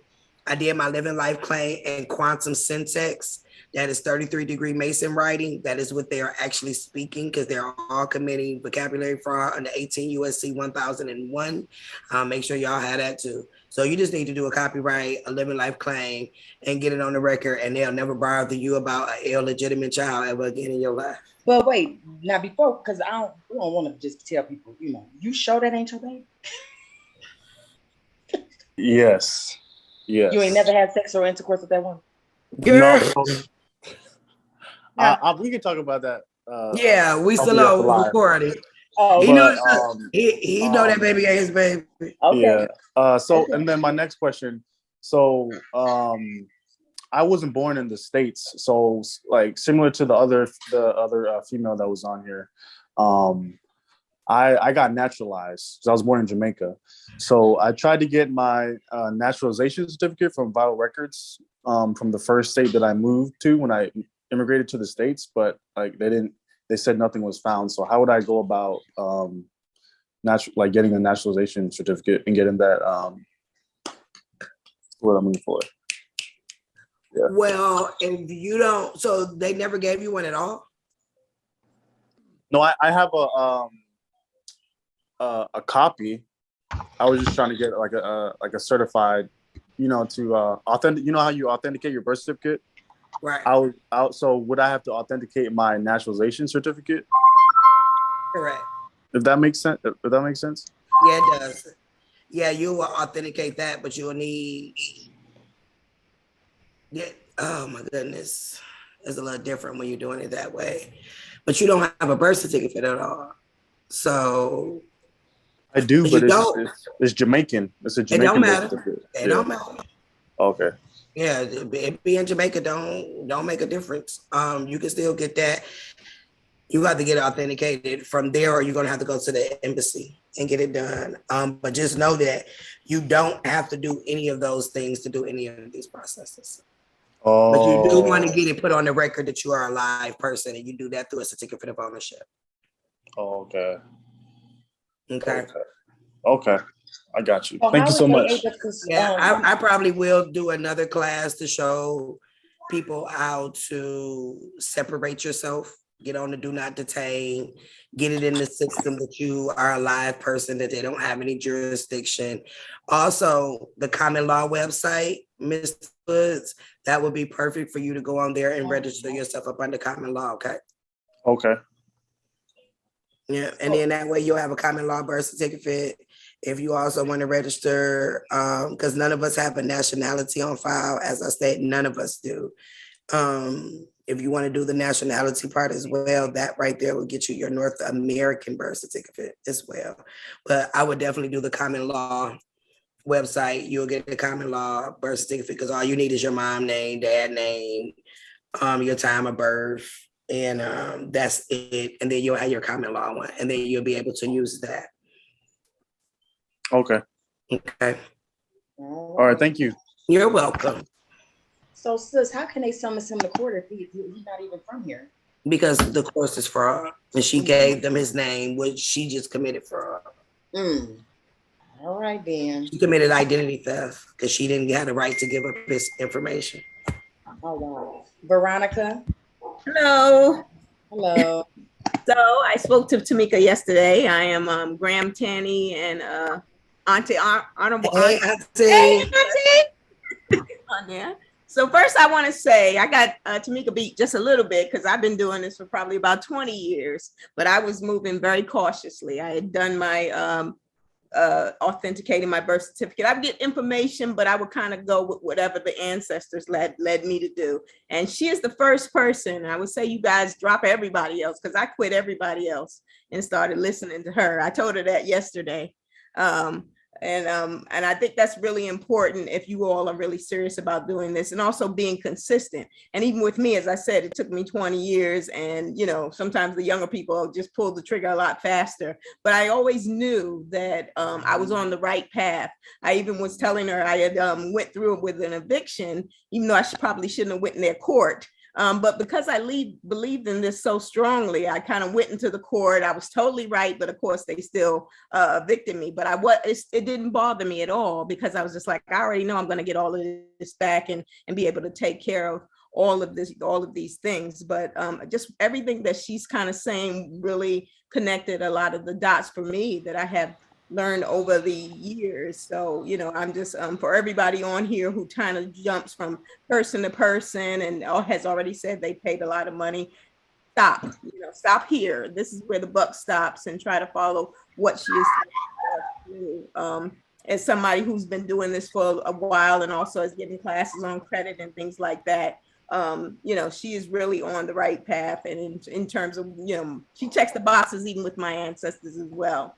So I just did want to say that and how much I appreciate her. And also sometimes if we can just stop, this is a lot of information that's going to change a lot of people's lives. And, just ask her what can we do for you? Because that's what I ended up asking her too. I was like, I don't want to ask a whole lot of questions. What is it that we can do for you? Because I already know that just following a lot of her instructions, I'm going to be able to do a lot of things for myself. So I'm just sharing that in general with everybody in terms of kind of paying it forward or seeing if there's something. She probably doesn't need anything because she's gotten the answer and been blessed, but still, nonetheless, it's just something to think about. Now, I did have one question because I was listening to everyone. I have a business account with Chase, and people are popular.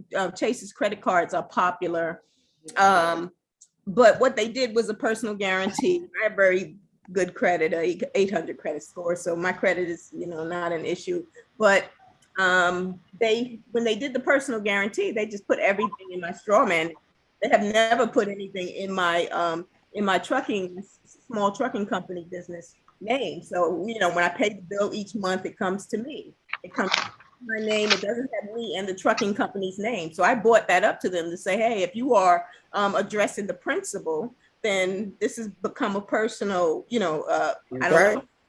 But I was like, well, this is, you're addressing it to me and I'm paying it, then it's just a personal thing. This is not my trucking company. But the only thing, of course, is not reflected on my credit report because it's technically supposed to be a business account.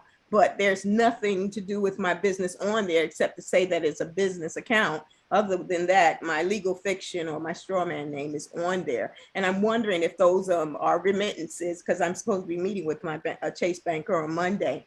They absolutely are. And the reason why they make people doing business do a personal guarantee, because they can't run securities through your business account the same way they can do your personal account.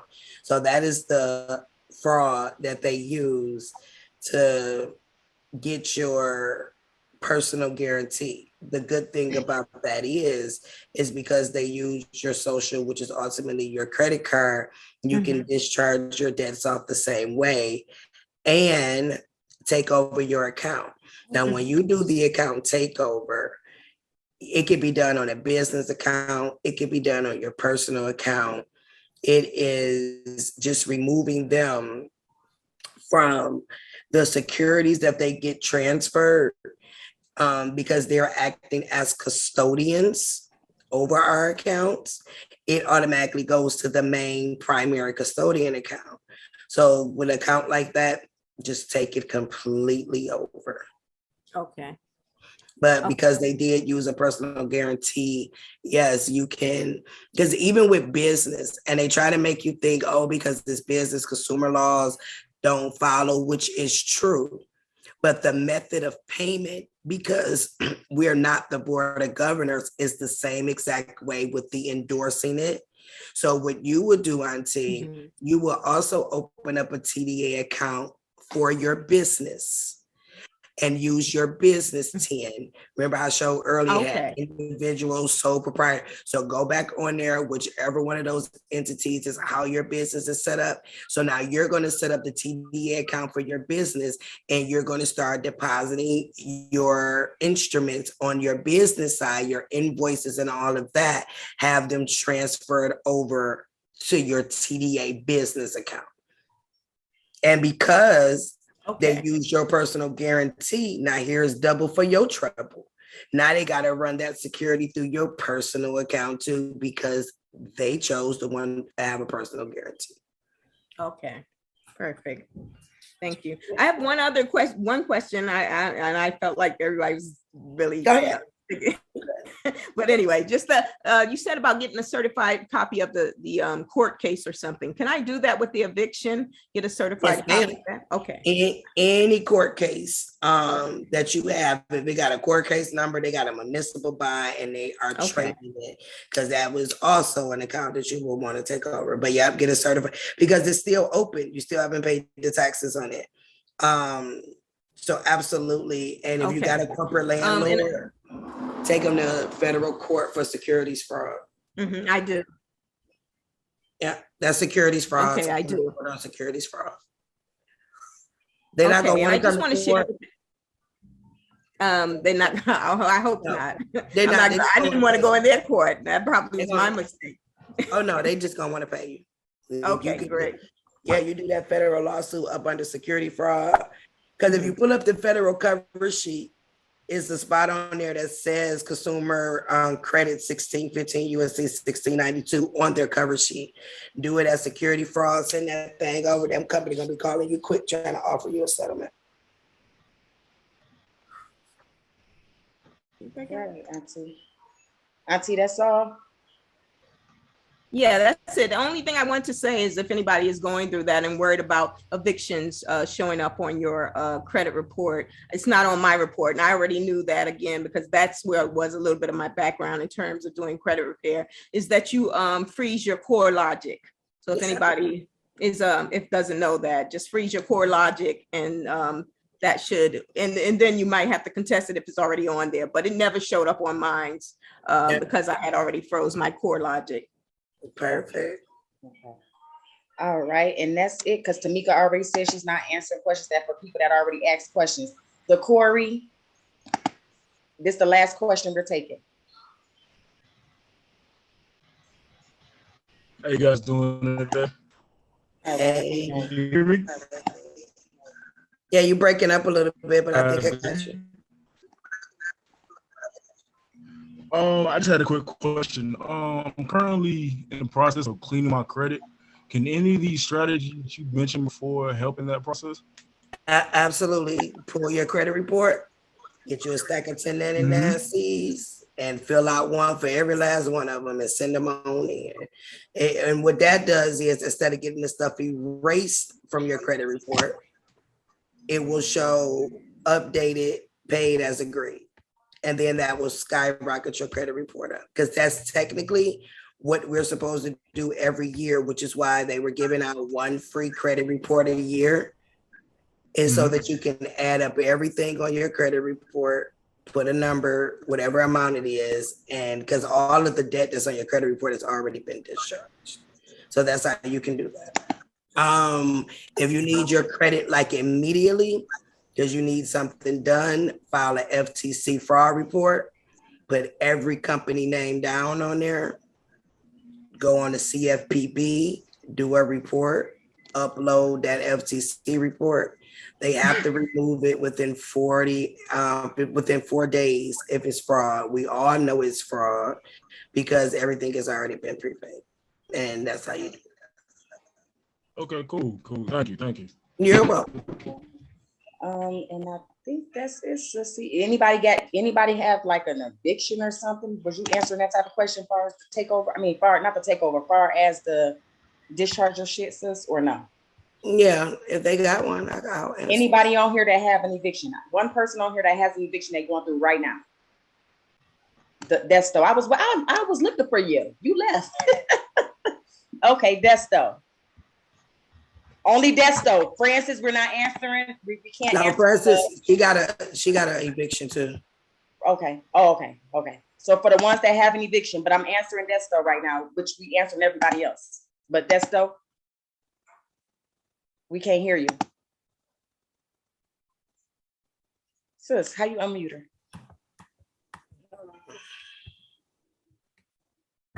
Okay, I just did it. Okay. I asked her to unmute. She got to hit the button. Oh, you got to hit the button, Desto. You got to hit the button. Oh, she said she don't need nothing. Oh, she said it's not working. Oh, when I asked her to unmute, she got to hit the button to accept it. You got to hit the button. No. She says she can hear you, so go ahead and answer, sis. I don't know what her question is. I remember I was asking about, do anybody have an eviction? And if they got an eviction right now, what do they do? But I need to know where stage she at in the eviction. Oh, okay. So I'm gonna need to talk to her. Okay. Well, I guess that's it for tonight. Desto, are you? Hold on. What did they say? Oh, what she say? Wow. I asked. Let me see. Chat. Okay, I'm about to tell her I'm about to send her a direct message in the chat. Oh, she said over 5 years. Okay, okay, she gonna send you a chat.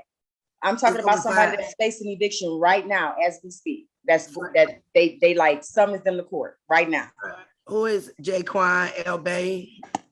All right, go ahead and unmute yourself, Jaquan. Yeah, I try to make sure I get everybody questions in. I don't know who it How you is. doing, PKP? This information tonight. Yeah, I'm going through an eviction right now. Okay, so what stage are you in? Are you within where you at? Are you in court or are you waiting to go to court? They just served you 10 days. What's going on? Should be DEFCON 10. Well, they served me last month on the 13th. And then it's already been a month. I guess I'm in Georgia and I guess this shit backed up and I'm in Clayton County. Okay, so have you already been to court? Do you already got a judgment? No. What I did was they put the summons on the door on the 13th. I went on the 14th and answered it, and that's just that. And ain't been nothing since. So what I was gonna do, I've been waiting to try to get some more information on it, but everybody trying to, break your leg and your arm for the information. But I was gonna do a notice of dismissal, and after that, I'm kind of in the water because I really don't know which way to go or which way to attack it. Okay, so they gave you a summons, but no court date yet. You didn't answer. So they haven't answered yet. Is it a corporate landlord? I don't, they may be, but I don't. Is it I like don't a think so. apartment or did you rent from a private? It's a condo and I rent from a property management group. Oh, okay, so that means that it's a okay. They not corporation. All right, so you got two things you can do. You can file a chapter 7. And also, if this is something too, they're actually going through a management change. You know what I'm talking about? Mm-hmm. That could be a good thing just holding you up too. Yeah. Yeah. That So could really go be a ahead, good thing in your that could be a good thing in your favor because if they're going through a management change, which if they're going through a management change, if they change management before you go to court, then that order is not in void because there was a different management that was there. Two, you got two things you can do. One, can you send me a copy of your lease? I need to know if this is a corporate landlord. I need to know that part. But you got two options. In emergency situations only, and this is for anybody on the call, especially if y'all my friends on TikTok, y'all just seen me posted it. I literally had 24 hours before she was about to be locked out. Like the sheriff was coming, knock, knock, we here, get out. Okay, and North Carolina is something different. So I had 24 hours to stop this woman's eviction so she won't get put out with her kids. I filed a Chapter 7 bankruptcy. Now, the Chapter 7 bankruptcy put it in its tracks. I had to get the judgment overturned. They took me through it too, but I got it done. But I locked her report so that the bankruptcy won't show. If it do, my sister can get it off, y'all. She fixes credit. So if y'all not credit questions, answer LaCora, there y'all go to her because that's her specialty. In an emergency situation, file Chapter 7. Men that goes, or there's some women on child support. If you know you got a rearage and they about to come through that child support sweep like they do every year because they got to report to the federal government what they did with that grant money that's in that daddy's name, because that's what they do it for. File a Chapter 7. If they're in jail, file a Chapter 7. They letting them go immediately. No ifs, ands, and buts. Chapter 7 gets rid of all of your arrearage. All of it. So that's just a little key. If you already got a judgment against you from the court and the sheriff is coming, do a Chapter 7. If you're in a situation like you are, if it's a corporate landlord, that means that the securities fraud, which means it's in the wrong venue, which means you need to move it federal. So if you can give me the name of the company, correct, you're going to change the jurisdiction over them. They always go to small claims court because them courts is going to just rule with them, however. But no. And if it's a corporate landlord, that international bill of exchange that I told you, because if they're a corporate landlord, that means they got a trustee, and a trustee is the bank. You will take that lease, you will print it out, you will put 50 cents on there, you will endorse it. You will do an international bill of exchange for a year's worth of rent or whatever, add all of the rent on there, put it on the international bill of exchange, and then tell them to run all your FRNs/floating rate notes back to you. You got it? I got it. You got it? I know I go kind of fast sometimes because I ain't reading for nothing, y'all. This is like in me. Like this is in my blood. This is all I do every day. And so you say international bill of exchange, right. Print that out. That's right. Print that out with the lease. And with the lease, you're going to put a 50-cent stamp on it. Send me the name of the company so that I can research it, so I can tell you if they got an indenture trustee. I need to know what their paperwork is stating. Because if it's stating on a corporate way, then that means that I know that they are selling your securities, which means that's a security exchange, security violation, which means that it's in the wrong venue. It got to go to federal court. You can also pay the taxes on the case. Shut the court down where the court can't do nothing but rule with you. You shut the court down by certified copy of the case, throw those 10 cents on there, boom, boom, boom, go refile it back into the case. But then I also need to make sure what type of attorney that they're using, because if they're using an attorney that, let's just say his name is Michael Williams, right? Attorney at law. He's working up under a DBA that says Michael Williams LLC, but ain't nobody ever paid attention to the LLC, and it's illegal for a corporation to file court documents. So even though their name, it appears that they did it up under their attorney name, they really probably did it up under a certificate of authority or up under a DBA, which also makes it illegal, and we could get that thrown out too. So you got some options so that you can sit right there. But if you want to be there for a minute, because once you put that 50 cents on there, that locks them into a 3-year lease, point blank, period. And then to really time, send a copy of all of that to the security exchange, because the security exchange runs everything. That is who they got to report to. You can be a whistleblower for them. However the case may be, they'll pay you millions of dollars. So there's your recourse. Got it? Okay. Correct. Okay. I know you're gonna need that again. So follow me on something. Follow everybody. Follow her. Look, I was gonna say, not Life of a Beneficiary, the other one, Breaking Generation Curses. Follow her at Life of a Beneficiary off of TikTok, everybody. If y'all, for the ones that already answered questions, she's not answering no more questions, y'all can book her a consult through Gumroad. Or you could just go through her page. She got a lot of information on there for you guys. We enjoyed you guys tonight. We answered the questions for child support, evictions. She broke down the TDA for you guys for you. I mean, the stuff that she broke down for y'all tonight, that was not even part of the program. So y'all got more than your money's worth. So we thank you. We appreciate you guys, and you have an awesome night. Enjoy your weekend. Wait, before they go.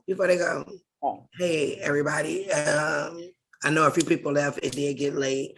For y'all that's in my old class, y'all already know how it be. It should be a couple hours. It used to be 1, 2 o'clock in the morning. But I want each one of you guys to know that I appreciate you, number one. Number two, one thing that Auntie said, nobody teaches what I teach the way I teach it. So just a word of advice, don't make it hard on you, because if you learning something from me and you over here with somebody else, you will get confused, and I don't want you to get confused. You know, I'm trying to save you from going down a whole lot of rabbit holes. I'm trying to give y'all what I wish I had 10 years ago. If I had a me 10 years ago, it wouldn't have took me 10 years. The goal, as I'll tell everybody, yeah, we know that bills is the issue because we're all facing them, which is they did it on purpose to keep us distracted from us to be able to read and get this, which is why I gave y'all this particular class this evening so that y'all can handle your bills. But the ultimate goal should be you want to take over your account. Yes. You want to take over your account. I don't know how many ways I could tell you, you want to take over your account. You take over your account, you have now just taken over your life, and you have broke the generational curses. For whatever reason, God has chosen us during this time, which is a great time to be alive if you know who you are. And we were chosen during this time to stop what is happening. Only we can do it. So for whatever reason, the energy aligned all of us to be on this call tonight. I appreciate every last one of you guys. Thank you for choosing me to help you on this process. I promise y'all, if y'all listen to what I'm telling y'all, and I don't leave nothing out. I ain't leave not one part out that y'all needed. Sure didn't. Not one. So y'all can be having questions and be like, come back. No, please, the Emergency Banking Act of 1933. Please go read it. The Indenture Trustee Act of 1939. That is your rule book. So for y'all that play sports, with the playbook on how you got to move it, you want to know what you can tell these trustees what to do, it's in that book. I'm going to send you guys the banking dictionary. You want to read it more than once, because those terms in there are going to make you be like, what? This mean this? But it literally gives you their whole system. So when you create your security agreement, you'll be able to use the right terminology to take over every last thing that they have taken. It is time for us to rise. It is time for us to stand and get back our God-given rights. God already paid for our sins and our debts. He did. And they after our kids, and we can't let them have it. I will put together another class. So I can't just leave y'all out there like that. So I'm going to put something together where I can be accessible, but I can't let happen what happened in my last class. Like, they pulled my energy so much. My body broke down. So, but I know I'm about to retire in a minute, but I got to make sure that y'all have this information and properly so y'all can reach back and teach somebody else. So I appreciate you guys spending this Friday evening with me. I'm going to do the editing of the recording. I'll have it out to you guys. I'll get the email out to you guys with everything that y'all guys need. And I'll set up another time for us to go over part 2. But the goal is I want y'all to take over y'all accounts so that y'all can change y'all entire trajectory of your life. And it literally takes 3 days. Once that paperwork done, in 3 days, when you get that famous email, your account is ready. Transfer $250,000 from one of your accounts to somebody, and you can send everybody in your family, spend 1 day and spend everybody $250,000, tell them get the hell out your face and go enjoy your life. And that's what it is. So y'all enjoy your night. Everybody go follow me on Facebook. TikTok, Life of Beneficiary. And She's Beautiful Ezra on TikTok. Follow her, and we look forward to helping you guys. And if y'all don't have nothing else, make sure y'all have this 1099As. You are going to jail. Remember that, and unlearn what you learned from somebody else, because somebody's going to give it to you the right way. So good night, y'all. I'm sorry, y'all. My son just surprised me from the Navy. I'm looking like, that's my son. Oh my God, my son. I'm having a class. My son. Oh my God. Okay, I'm sorry, y'all. Go ahead. Okay, good night, y'all. Oh my God, my son. When this happened? No, I'm gonna leave tomorrow morning. My friends wanted me to come here because she wants to see it. Okay, guys, good night. I'll be talking with y'all. See y'all later.